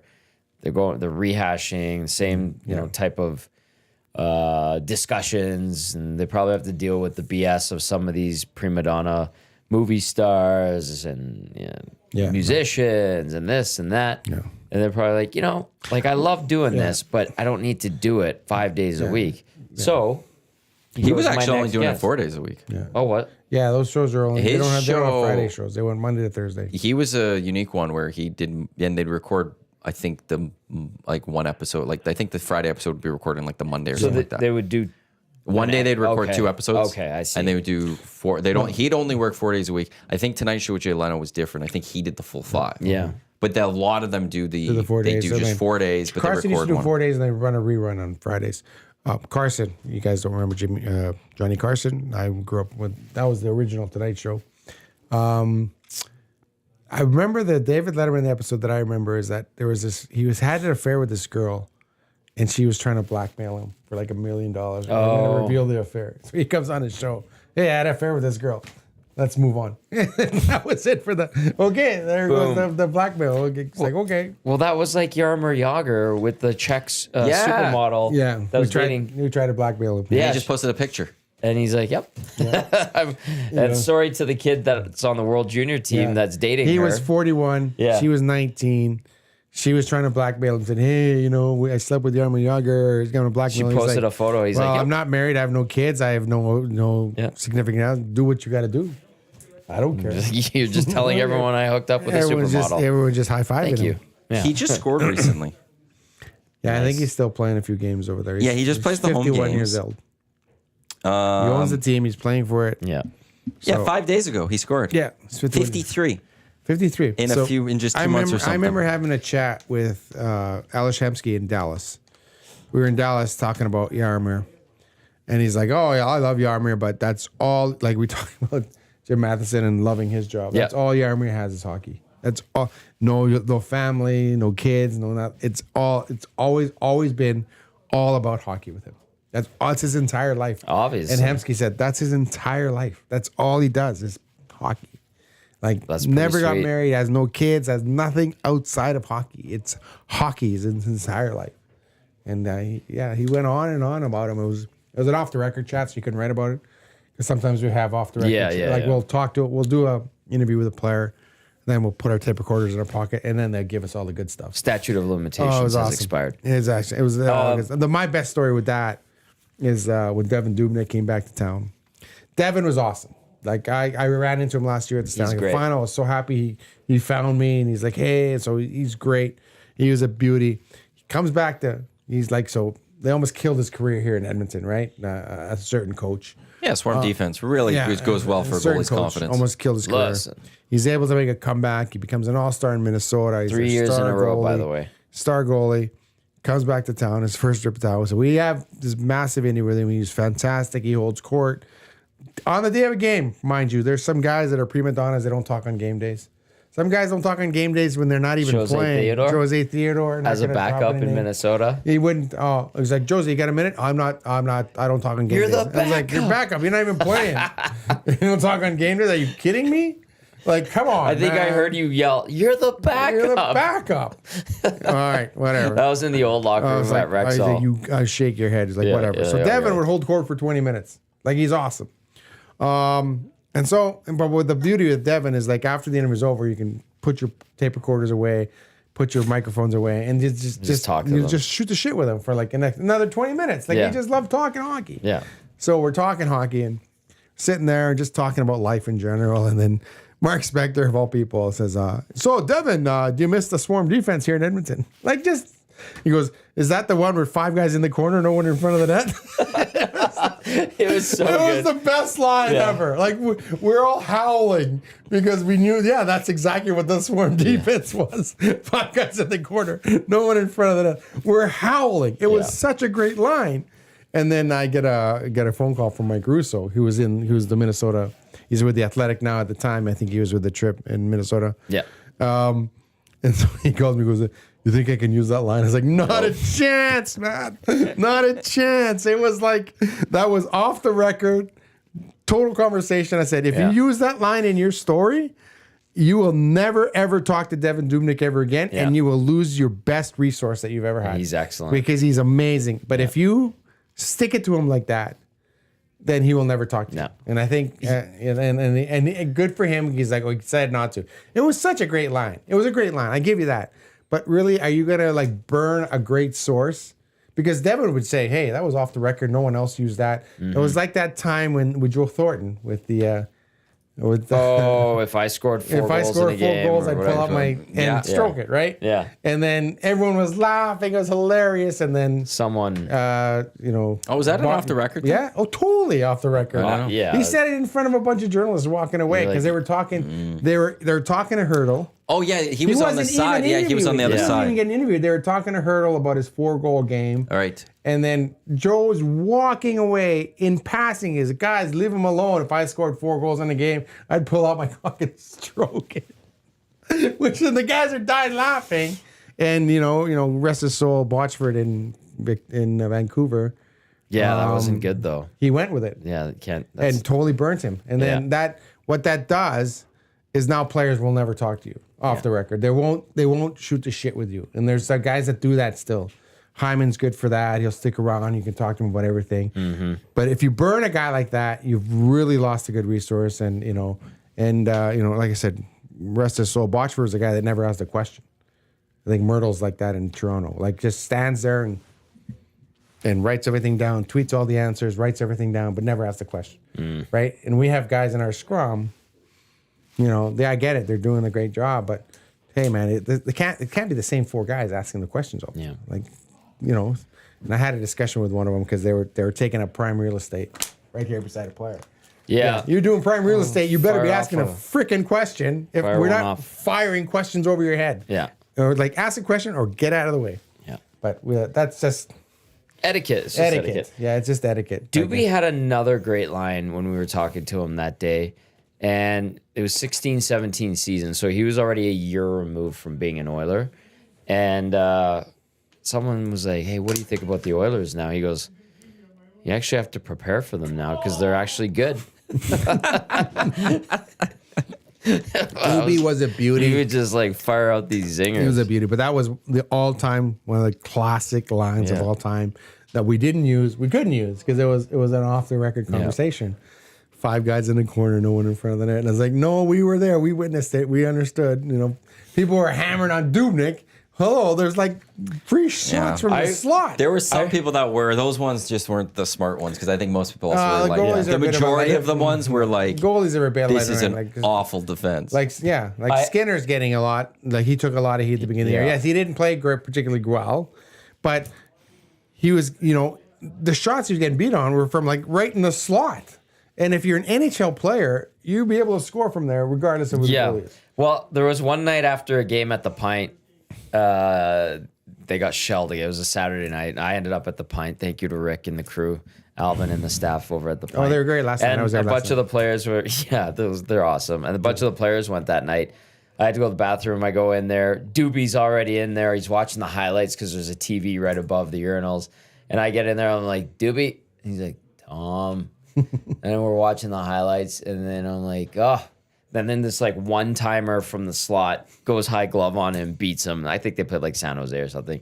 And I'm like, oh, I couldn't get that one. Hey, Doobie. He goes, how would you do with a one timer at 100 miles per hour from 25 feet away with no one in front of you? And I'm like, not good. He's like, exactly. Well, that's the thing. See you later. I'm like, yeah. People ripping Stuart Skinner. Why didn't he have that? The one timer from the slot. Yeah. The guy stepped in a one timer from slot. And with the stick technologies now. And the thing is, like, my nephew's developing a good shot. I'm trying to get him to lean on his stick. And his dad's like, don't get him to lean on it too hard. That's a $200 hockey stick.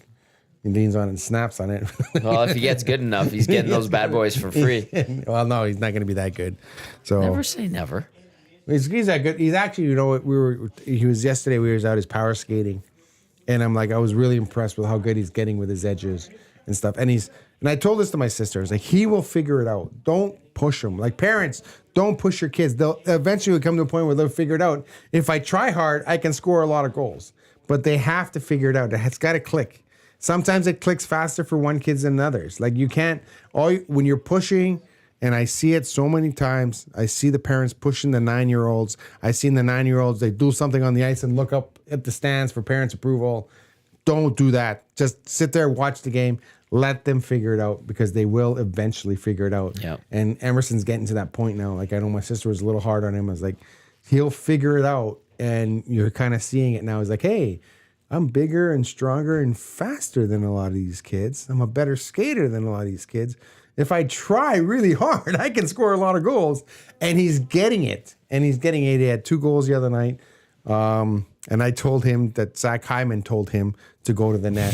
And we had a great discussion with Zach. And I was like, Zach, this is what I told my nephew. He was like, how'd he do? He's like, well, he scored 2 goals. one on a rebound and one on redirection right in front. He's standing right in front of the goalie now. Like that's where he goes. Him and Corey Perry. We had a great discussion, the three of us.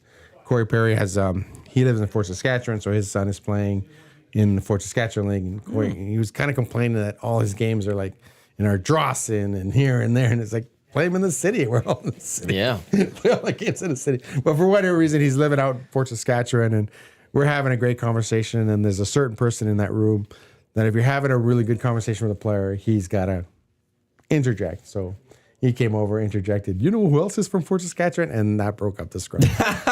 Scrum. They call that the scrum buster.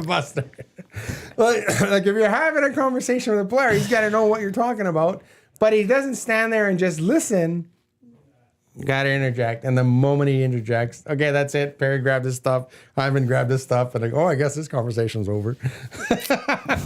If only that individual had more time in closer spaces to talk to those players, an ample opportunity. It was awesome. It was hilarious because it happens all the time. You're having a conversation with a player. Like, it's common courtesy if someone's having a conversation with a player, if Tom's and you're just talking about whatever. And if you want to go over and listen to the conversation, just sit there and listen. But don't come over and start interjecting and then breaks up the script. Ruin it all. Yep. Ruin it all for everyone. Yeah. So it was pretty funny, and I laughed. Buzz Killington. It was a buzz. I laughed. Hyman laughed, and then you can see Corey Perry's chuckling on his way. I was like, "Oh, I guess we're done talking." Bye. See ya. Good guy though, Corey Perry. Like, we've had some good conversations with him. It's been good for the Edmonton Oilers. A little bit of that leadership. The first reply nailed it. Yes, this guy did plant trees over the summer. He did. He planted trees First for a lot of reply years. in the inbox. Yes. This guy did plant trees, and everyone knows all about his tree planting days, escapades. Tree planting is a job you do in university for 2 or 3 years. He did it for 8. Well, he was in university for 8. He was in university for 8 years. It's like, why are you still? The people would be like, why are you still here? You're like 30 years old. Well, he's very good at it. 21-year-old kids. He's very good You're at it. 30 years old. Why are you still here tree planting? And he helped our world and nature take its natural course. So those trees in 50 years will be. When you have the looks like Tom Cruise, you just do whatever you want. He used to be a young looking Tom Cruise. I'm like, dude, I've known you for 40 years. You've never looked like Tom. Wait, what are you talking about? He's got a good heart. So it's funny. I want to get to Road Warriors, brought to you by AccuSteel Heavy Haul Trailers. Custom manufacturing heavy haul trailers for mining, oil and gas equipment, highway transportation, quality, innovation, integrity. Trusted by the leaders in the heavy hat transport industry. Get on the road with peace of mind for your large loads. AccuSteel.ca. Just one game in the NHL tonight. Yep. Sens in Carolina take on the Hurricanes. Did you watch the game last night? I guess because we're 90 minutes into the show. We haven't. Yeah. talked about the Well, we had a Well, the Oilers were so good. There's nothing to critique. Nothing to critique. That's the problem with the city. The shows light up when the team is not playing well. They're like, oh, the power play stinks. The second line is terrible. The third line is terrible. The goaltending is terrible. The defense is terrible. Then they go and just light up the best team in the NHL. And see you, Troy. And light in a them bar up. that they haven't won in 6 straight attempts. We used to go to 2019. Minnesota for fun and know they're going to get killed there. Like Minnesota was like, oh, you guys are losing tonight. My best story in Minnesota is the first time. So like I said, they used to play Minnesota 8 times a year. Remember those times? So we were in Minnesota 4 times a year. Yeah. We were at St. Paul Hotel. We're across the street from the arena, down the street from the Tom Reed's. If you're in Minnesota, St. Paul, Tom Reed's is the bar to go. Tom's the hockey usually bar. there too. Tom's there. He goes there every night. He's an awesome guy. Yeah. Is he still color? Yeah, he's still here. I saw him here when he was here last couple weeks ago. Really nice guy. Tom Reed. So Tom Reed's, I'm giving him a free plug because he's an awesome guy. If you're in Minnesota, St. Paul, not Minneapolis, St. Paul, Tom Reed's bar, hockey bar, great hockey bar. So we're in St. Paul, and then back then I was like really tight with the training staff. Like I started. We're the same age. We kind of all started. So one of the trainers says, "Hey, we're going to Tom Reed's after practice here. Come by." Mm-hmm. And I was like, "Oh, let me know. Text me when you guys get there." Yeah, okay. So I get the text. It's like, "Okay, I'll come by." And then I get there, and one Dwayne Rollison was playing his first game in Minnesota, but he was having a kind of a welcome back party in the back room. I was not there. By the way. So he's having a welcome back party in the back room, and then trainer comes out and says, Rolly's here having a party. We really can't invite you back there. No problem. I said, it's Tom Reed's hockey bar. I'll sit here, watch a hockey game, order a burger, have a couple of beers. We're good. Don't worry about me. I'll be fine. So I sat at the bar. You know, a little while later, I get a pat on the back. It's Dwayne. It's like, hey, how's it going? And we really didn't know each other. He was just new to the Oilers. He had gotten there the previous playoff, 2006. And so I was like, hey, yeah, so you're the beat guy. He's, yeah, I'm just gonna hang out here, have a couple of beers, have a burger, go back to the hotel. Oh, okay. And he goes, yeah, I gave him a couple Bud Lights on me, and then he went back to the room. So when you're in a hockey bar in a hockey town and you tell people you're a hockey writer, you start attracting attention. So people are like, and that's the beauty of the bars in the United States is you sit at the long bar, people will come sit down beside you and start a conversation. Like you meet so many And they're people. not weirdos most of the time. It's like, hey, what are you doing here? What's in town? Like, what are you in St. Paul for? And you start talking to people, and we had, start talking a great conversation about the Oilers and the Wild and this and that. Yeah. So, my plan, which happens a lot actually, is, I'm going to go home at 11, 2 o'clock in the morning. We're still there talking hockey. We're still talking hockey 2 o'clock. Finally, it's like, okay, lights are on. You got to go. Okay, got to go. See ya. Okay, bye. Well, the party in the back room is still going strong. Right? They're playing the next day. The party's going strong. So no morning skate, which is fine. And then they have the game. And Rolly gets his start in Minnesota. He lets in 3 goals on 5 shots against the hook. And it was hilarious. And then Macdy's the coach. And we're asking, hey, you know what? Again, they got their butts kicked in Minnesota. Every year they get I don't know what their record is. I think it's like 250 when playing in Minnesota. And Max said, yeah, I thought Dwayne would be, more up for the game here. He wasn't on his game today. And I thought he'd be more fired up to play the Stars. And I'm looking, going, yeah, he wasn't on his game because he was probably until 5 in the morning with his boys last night. I didn't say a word. Didn't write a word. I didn't, it's funny because people say, if you see a hockey player at 2 in the morning, you should say something. No, that means I'm there at 2 in the morning. It's like, why am I going to rip a guy for doing the same thing I'm doing, right? But it's funny because that probably led to you and him being boys then going out till 6 in the morning together in other cities. Well, people know the legend of Dwayne Rollison in this city is good. Like people would be like, shh, closing the curtain. We're going to stay here till 5 or 6 in the morning. Dwayne, I love it. And then, so Dwayne and I was like, hey, you didn't sell me out. It's like, of course not, because I was there too. Like, why would I sell you out? Like, I can't criticize a player for doing something that I'm doing. Yeah. You have to work the next day. I have to work the next day. Like, you were working. Right. Yeah. I got to be at the morning skate. And there's times I've been at the morning skate not feeling my best. And, we've been there in Chicago. Once or twice. In Chicago, the first time they told us Chicago the bars were open till 4 in the morning, we kind of just looked at each other and went, oh, we're going to be in trouble tonight. This is trouble. Like, we were like, hey, can I have a beer for last call? And the guy goes, last call's not for another 2 hours. Yeah. Oh, man. Are we in trouble? Sweet. Yeah. We are in trouble. Chicago is such a fun town. Yeah. So, you ever been in Chicago? When I was younger. 2 hours. Okay, as an Chicago, adult. Division and Rush. They call it the Viagra Triangle. Viagra Triangle. So Division and Rush, 2 streets. Division and Rush kind of meet at a triangle. They call it the Triangle. Lots of bars in the area there. But it's an area where rich white guys are parading. No, just rich guys. Well, rich guys. And then They're a lot mostly of white. young women. And a very young women Go and court them. Yeah, yes. So they call it the Viagra Triangle. You going to the Viagra? I remember first time I heard that. It's like, you going to the Viagra Triangle tonight? The Viagra Triangle. What's I said, that? yeah, that's the Triangle, Division and Rush, where all the bars are. You guys call it the Viagra Triangle? Because that's what it's called in Chicago. Like, okay, that's awesome. So I learned Viagra Triangle in Chicago and Blackout Wednesday. Yeah. You ever heard about Blackout Wednesday? I know Blackout Wednesday. No? I don't think I've heard of Blackout Wednesday. It's a thing. It's a thing. And who do we have? We had someone on the air from Megan Angley from Colorado. Yeah. You asked her about that, and she goes, No, yeah. I did not ask Someone about asked that. her about You that. did. You were on filling in that day. Maybe I was like, is this a thing? So Blackout, you've heard of Black Friday, right? So Black Friday is the day after Thanksgiving, okay? Thursday, Thanksgiving. The Wednesday before Thanksgiving is the busiest bar night in the United States because all the kids come home from college and they go out and they drink until they black out Wednesday. And it's actually Makes a lot of sense. It's actually a thing because we were in Nashville It's a thing. in Thanksgiving. Oh man. And Nashville's always packed. It's always jammed. It's a great city. If you ever go to Broadway there, it's better than Vegas. Way better than Vegas. Like if you're like Nashville, Vegas, go Nashville.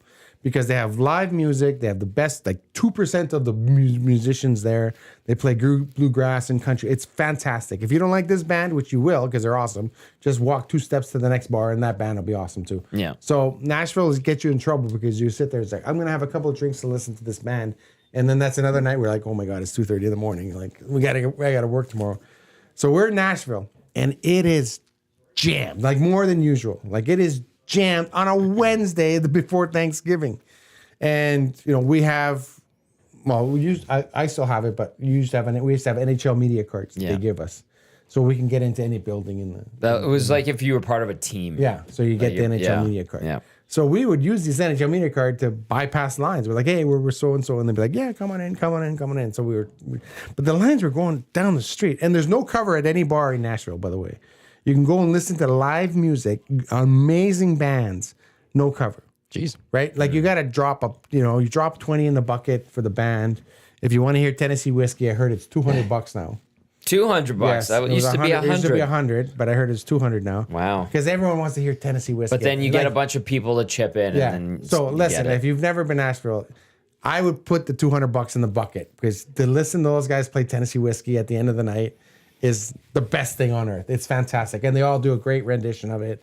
Like, it's fantastic. Anyway, we're there. And I remember talking to the door guy, and I'm like, what is going on? Like, it's Wednesday. He goes, it's Blackout Wednesday. What? It's like Blackout Wednesday, the Wednesday before Thanksgiving. Well, and then he explained Blackout Wednesday to me, and I had never heard that term before. And that's actually a thing. So Blackout Wednesday happened in November. And You come back home from school, you're stuck with your family for a few days. And you go out on Wednesday. Yeah, that makes a lot of sense. That makes a lot of That sense. should have been Road Warriors, brought to you by AccuSteel Heavy Hauling. They're still up there. Okay, good. Those kids on Blackout Wednesday, they're Road Blackout Warriors. Wednesday. So That's if you're in the right. States on Wednesday, Before Thanksgiving. That's right. Wednesday before, I thought that was awesome.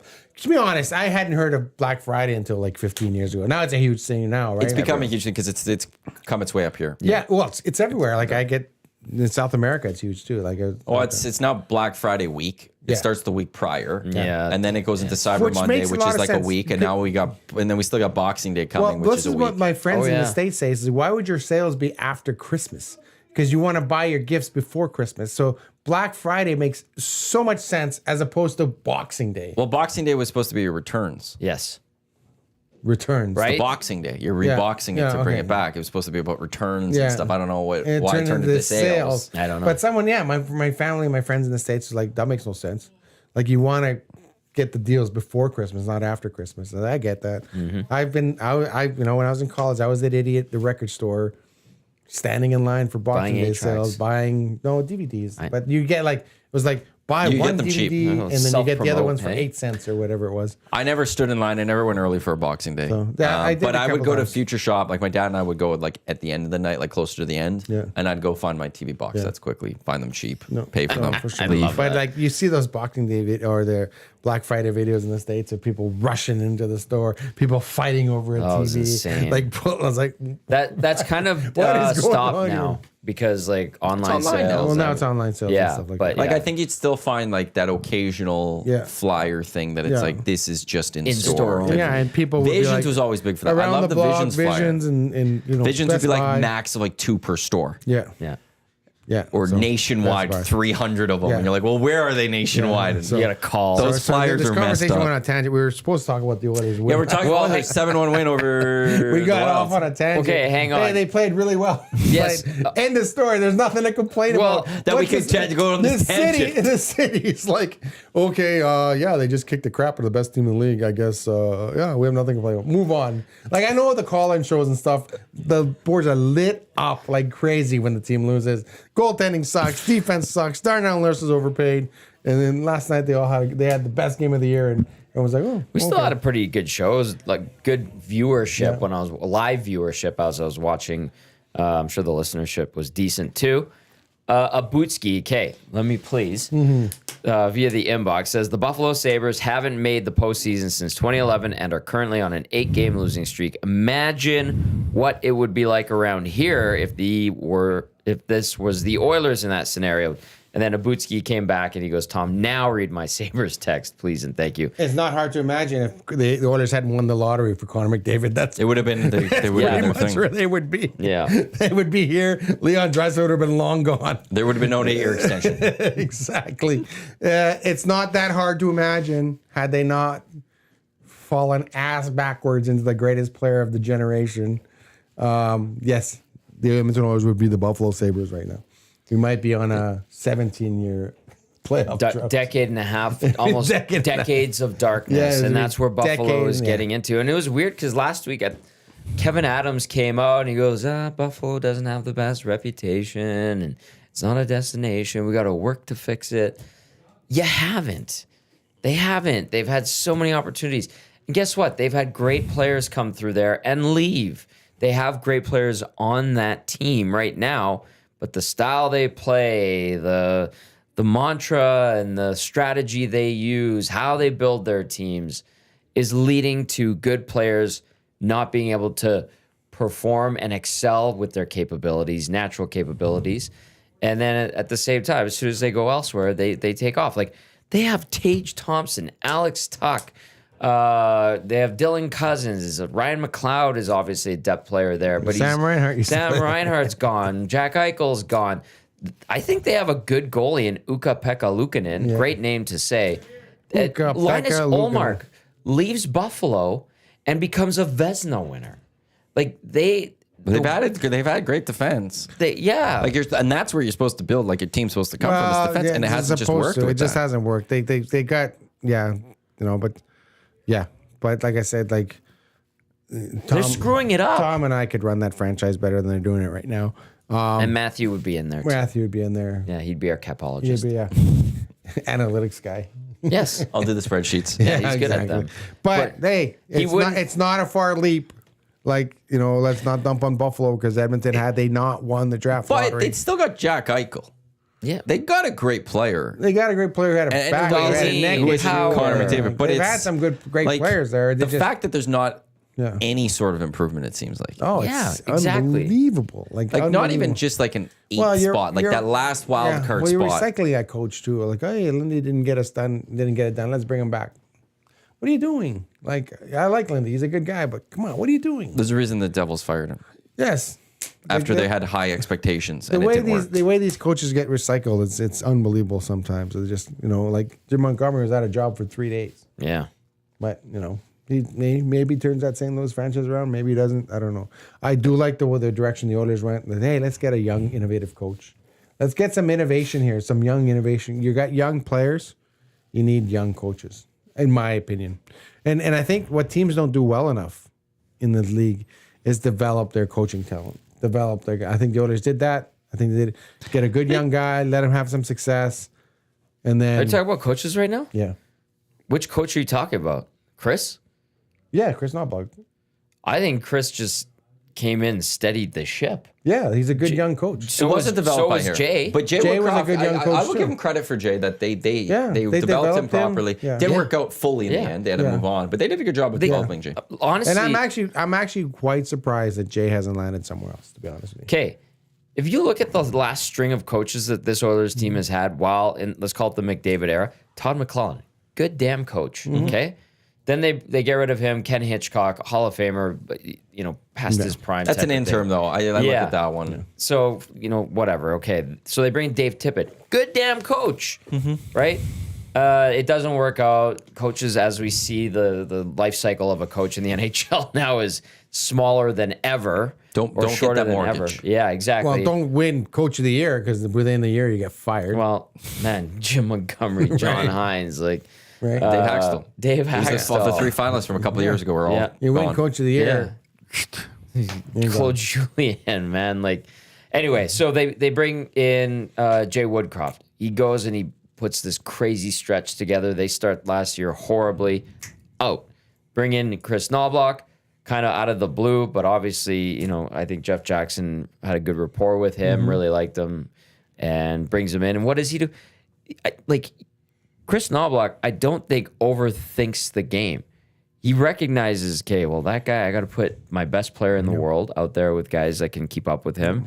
Second best player in the world. Well, he's a bit more rugged. So if I have this guy and this guy with, and then he didn't put too much information in their heads and didn't overcomplicate things and recognizes these guys have egos. When they get too high on themselves, they don't try hard. I think he's just steadied the ship. No, he's done a good right job. coach at the right time. And now he's figuring out smart the moves by management. He also did bring like him in, I'll go to but the playoffs last year. I'll give him credit. What? His benching of Skinner Yeah. and then going back to Skinner Good instinct. was Oh, outstanding. we had a big argument in the media room about whether he should go back to Skinner or not. I was on Team Skinner, by the way. I was on Team Skinner. I was not. Yes. No, I Pickard- was- Pickard there was a lot a of people that were quick not on fix. Team Skinner. I was on. I just I thought was you stuck on- with Pickard. No, I was but on. You know what? Give him a rest, but you go with you. What's the saying? You go with who you went to the dance with, Yeah.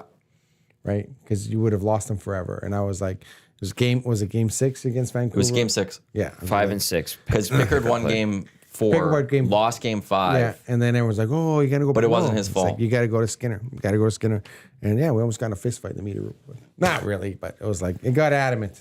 No, But there then were- people were but calling just- me idiot. But before even just taking Skinner out for game 4 and going to Pickard, the guts to do that Oh, is a lot, right? yeah. Like Jay Woodcroft didn't make that move. No, whether you that agree, was a ballsy move. different ones opinions. But going into game 6 of the Vegas series 2 years ago, there was a lot of people saying Well- you should go to Jack Campbell instead of That was Stuart insane. Skinner. Or whatever. No, yeah. Insane. And Woodcroft stuck with his No, guy. well, you stick with for Knobloch to go. I'm going to give this guy a rest first. I'm in the playoffs. I'm going to bench him, but then also and to add on I'm going back to him. Like Yeah. they were brilliant moves. They were, and they lost Game 6 in Vegas because Darnell Nurse got suspended because he got a penalty for jumping on the ice and starting a fight, and that's why they lost Game 6. Because then they had to give Broberg extra minutes, and Broberg had a really bad game. He got exposed a couple times, but had Darnell Nurse, or Game 5, sorry, in Vegas. Yeah.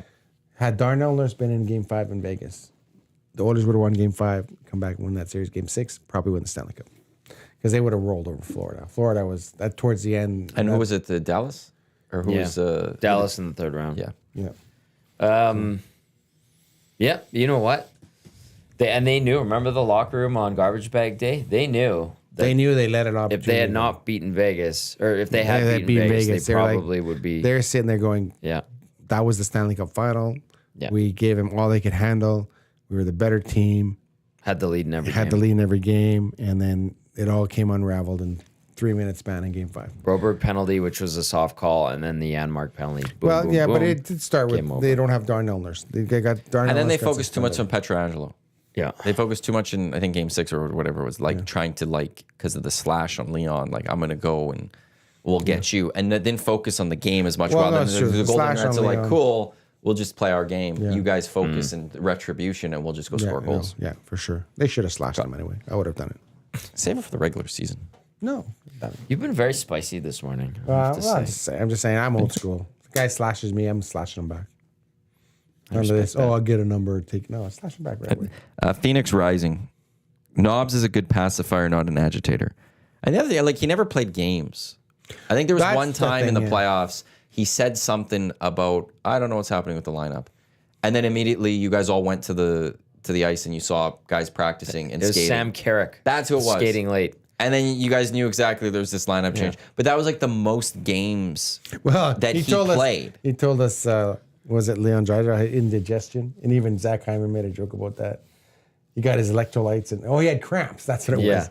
Oh, yeah, he had cramps. Cramps. He broke his freaking rib. That's not cramps. He's playing with a broken rib. Yeah. Oh, he has cramps. And even Zach Hyman was like, oh, yeah, he's fine. He got his electrolytes. He's good to go.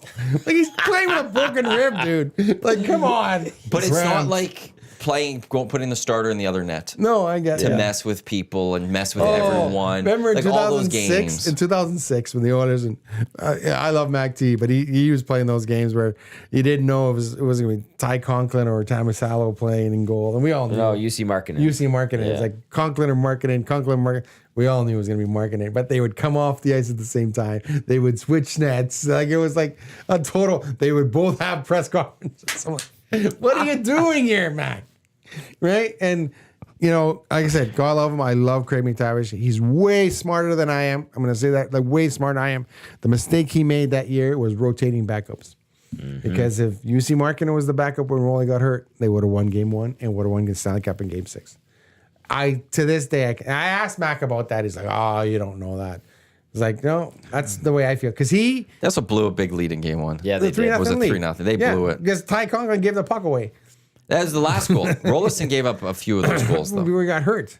And Before he got hurt. Yeah, but they came in and like I still to this day, had he just said, you know what, he's trying to, pacify everybody. It's like, be the bad guy. Ty, you're a third guy. You're sitting in the press box. You're not anticipating your defenseman taking another team into your goal. No, but you it ended up costing, like, obviously hindsight, right? Mm-hmm. Yeah. Did you know that? Did you know that your goalie's going to get hurt? Well, Ty Conklin, he was dressed as the backup that night. Mm-hmm. He was actually breaking in a pair of Rolly's pads too.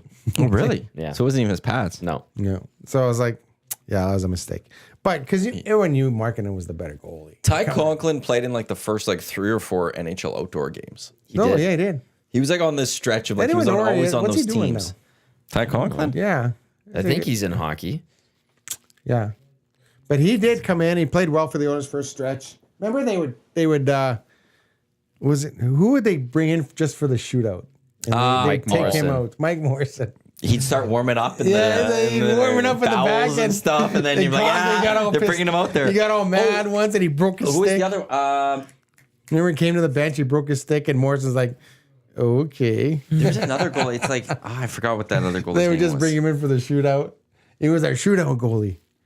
So it's funny. Thinking of another goalie too. Yeah. In 2013, he was hired with the Blues as a goalie development coach, but I don't know if he's. I'm assuming he's still not there anymore. Oilers goalies. There was it started with like a J or something. Who? Which goalie are we thinking of? It's describe him. I'll remember. Joaquin Gage? No, it's post Joaquin Gage. Started with a J. Or there was a J Mikhail in it or Stelenkov? something. No, I'll find it when I see it here. They had a guy, Mike Menard, play like one game and win. Mathieu Guérin wasn't a J, it was a G. Oh, Mathieu Guérin. Mathieu Guérin. He's a good guy. He was, because he had 1 year where he was really good. Yeah, and they had Jeff Drouin, Delorier, JDD's still kicking around. I saw him a JDD's couple awesome. weeks ago. Really good guy. JDD, yeah. Really good guy. Yeah. So they've had some good guys there. You know what the funny thing is like the beauty of the Edmonton Oilers and their goalies. So they have some of these teams now are adopting this goalie doesn't talk on game day rule, which is garbage. Well, that's been around forever, though. Yeah, but it's garbage. And last year they gave the Dillman Award to the Florida Panthers, who this goalie doesn't talk on game day. And I got in a big argument over some media guy that voted for Florida, which it's funny because you compare the Oilers media team last year in the finals to the Florida media team, and it was like this. And people be like, these guys won the Dillman? Like, not the Oilers? Like, the Oilers were so much... It was they do a great job over there. They have a great They've media changed team. over the last years. They do a great job. Jamie does a great job. Andrew does a great job over there. Yeah. They have a fantastic media team. We've butted heads, but we butt heads all the time. And It's always going to happen. It always happened. I butted heads with JJ a lot when he was there. So I had this discussion. Sean May and Andre Bryn did a very good job. They did a in very their good job. time. I miss Andre Bryn. The only problem with Andre is that the players, he didn't like getting arguments with the players. Sometimes you got to go in the back and you got to haul the players out. And sometimes the players are like, I'm not talking. I remember in the old rink, we'd hear the big F You could hear them. You could hear them arguing in the back. The lounge Alex was like Hemsky right doesn't want to talk. outside. You're like, F you got to get out there. I heard him. Oh, it was awesome. I was like, oh, that's hilarious. They're fighting. Maybe they were doing it for our purposes. Who knows? But they're like, Alice is not talking today. So it was pretty funny. You didn't even try. I heard you. So, but anyway, going back, so I'm having this discussion with some columnists from Toronto. Oh, the Florida Panthers have always been good to me. And I said, a team that does not allow their goalie to talk on morning skate should never, ever, ever, ever in the history of the world ever win the Dillman. And Dillman is the PR is team the PR of the year. team of the year award. Yeah. And then Oilers have won it a couple times. He looked at last me 5 and he's years. like, he had no comeback to that. I was like, it should never be done. Because the teams Oilers do not allow that. You're a goalie for the Edmonton Oilers. You got to stand there and you got to take responsibility and you got to talk. And they do. They've been great. Mike Smith was excellent. Mike Smith was awesome. Devin Dubnyk was awesome. Stuart Skinner is awesome. He's great. Picker's Picker's great. Picker's great. Jack Campbell is actually really good. yeah. I like talking to Jack. Yeah. The one guy what was the one guy that didn't talk that was here for like a cup of coffee. Al Montoya. Al Montoya. I actually really liked Al Montoya too. The best was Al Montoya. I don't talk on game days. And we're like, so that's foreign to us. Like, what? You're with the Edmonton Oilers. All your goalies talking. Oh, I don't talk on game days. So Brian Rishaw got really upset. And he sent out a tweet about Al being mentally weak on that Bell Let's Talk day. Yeah. And that went over like I remember that. That went over like that a whole thing. That went over like a lead balloon. I was like, oh, and he had to Al was not happy with Ryan, and Al was not happy. And so then you got to give. This is the thing about Ryan. I like Ryan a lot because he, you know what? Some guy shuts him down in the morning. He's their first guy asking the question after the game because Al had a good game, and now everybody wants to talk to him. And I was like, screw him. He didn't want to talk to us in the morning. Let's not talk to him tonight. Like. You know, Tit for tat. I was being a little vindictive. I was like, I'm not talking to him. I don't care if he made 40 saves and whatever. Like, let's just not talk to him. But now I was like, oh, we got to talk to him. I was like, why? He shut us down in the morning. We can shut him. Like, no. So, God bless Ryan. First guy there asked the question. And I'll gave next question. He wouldn't answer his question because he called him mentally weak on Bell Let's Talk Day. It was funny. Man, you're pulling out some good stories That's today. a funny story. I'm We've like, gone through a lot today. That's This was funny. awesome. Yeah, This the was Oilers won great hangout. 7-1, so we have nothing to talk about. Yeah. I think we spent 20 seconds on the game last night. Well, hey, a good game by Draisaitl. Yeah, good game. Let's move on. Hernan started the post-game show yesterday, I think, going like, the first time all year, I have nothing to complain about. Yeah. Nothing to complain about. Chris G asked me they just stuck about it to the best team in the league. Bouchard update. I haven't gotten any. We haven't got. They're practicing at 1:15 today. Yeah. So we'll get the update there. He crashed into the net. Yeah, but what was there? 3 minutes left in the game, something like that. So Hartman caught him. Yeah. Lock Shop coming up next here on Edmonton Sports Talk. Haas with Pat Gregor. I'm assuming, I don't know if Jake's going to be on. No Dusty. Oil Stream with you. I don't know who you're with. Oh, okay. We'll have to, because Dusty won't do it, so it's either it might be Hernan, it might be me. Okay. There'll be somebody on the Oil Stream with you. All right. We got EST Afternoons with Hernan and Gager. We've got the Reed Wilkins Show with Jay Milne. That's all coming up here on Edmonton Sports Talk, your clear choice for Edmonton sports. Thanks for tuning in to the EST Hangout. DVD, thanks for coming in. Always appreciate I it. appreciate it. Yeah, it's fun coming in. always- That was pretty quick. Yeah. Considering we talked Oilers 30 seconds. Yeah. Sorry, they're winning if hockey you're games. here for the Oilers chat. Oh, I think people have learned about the hangout. Had they lost 7-1, it would have been 2 hours of solid ripping into the Oilers. They won 7-1. They're like, ooh, okay, good job. They're having nice things. Good Oilers job. fans are having nice things. Yeah, they don't know how. They don't like nice things. Usually the Oilers don't play well in December. And here they are. They've been playing well in Game 7 December. of the Stanley Cup. People are ripping on them. It's not that they went to don't. Game 7 of the Stanley It's Cup. not that they don't know nice things. Is they don't get nice things from the team. I guess they don't in a appreciate. calm manner like it is right now. It could be Buffalo. We're one lottery ball away from being Buffalo. Like, enjoy this, right? If it doesn't fall the Oilers' way, we're looking at a 15-year playoff drought. Yeah. On behalf of Derek, Tom, and Matt, thanks for tuning into the EST Hangout presented by Sentinel Storage. As I said, Lock Shop coming up in just a few minutes here on Edmonton Sports Talk, your clear shows for Edmonton Sports. Don't go anywhere. Thanks for tuning in. Let's go. There you go, right in front of the camera. First-time guest, long-time listener, fan of the original draft commissioner. Welcome to the EST Hangout presented by White Claw Hard Seltzer. The difference is clear. Matt Iwanyk, Tom Gazzola with here. Joining us today,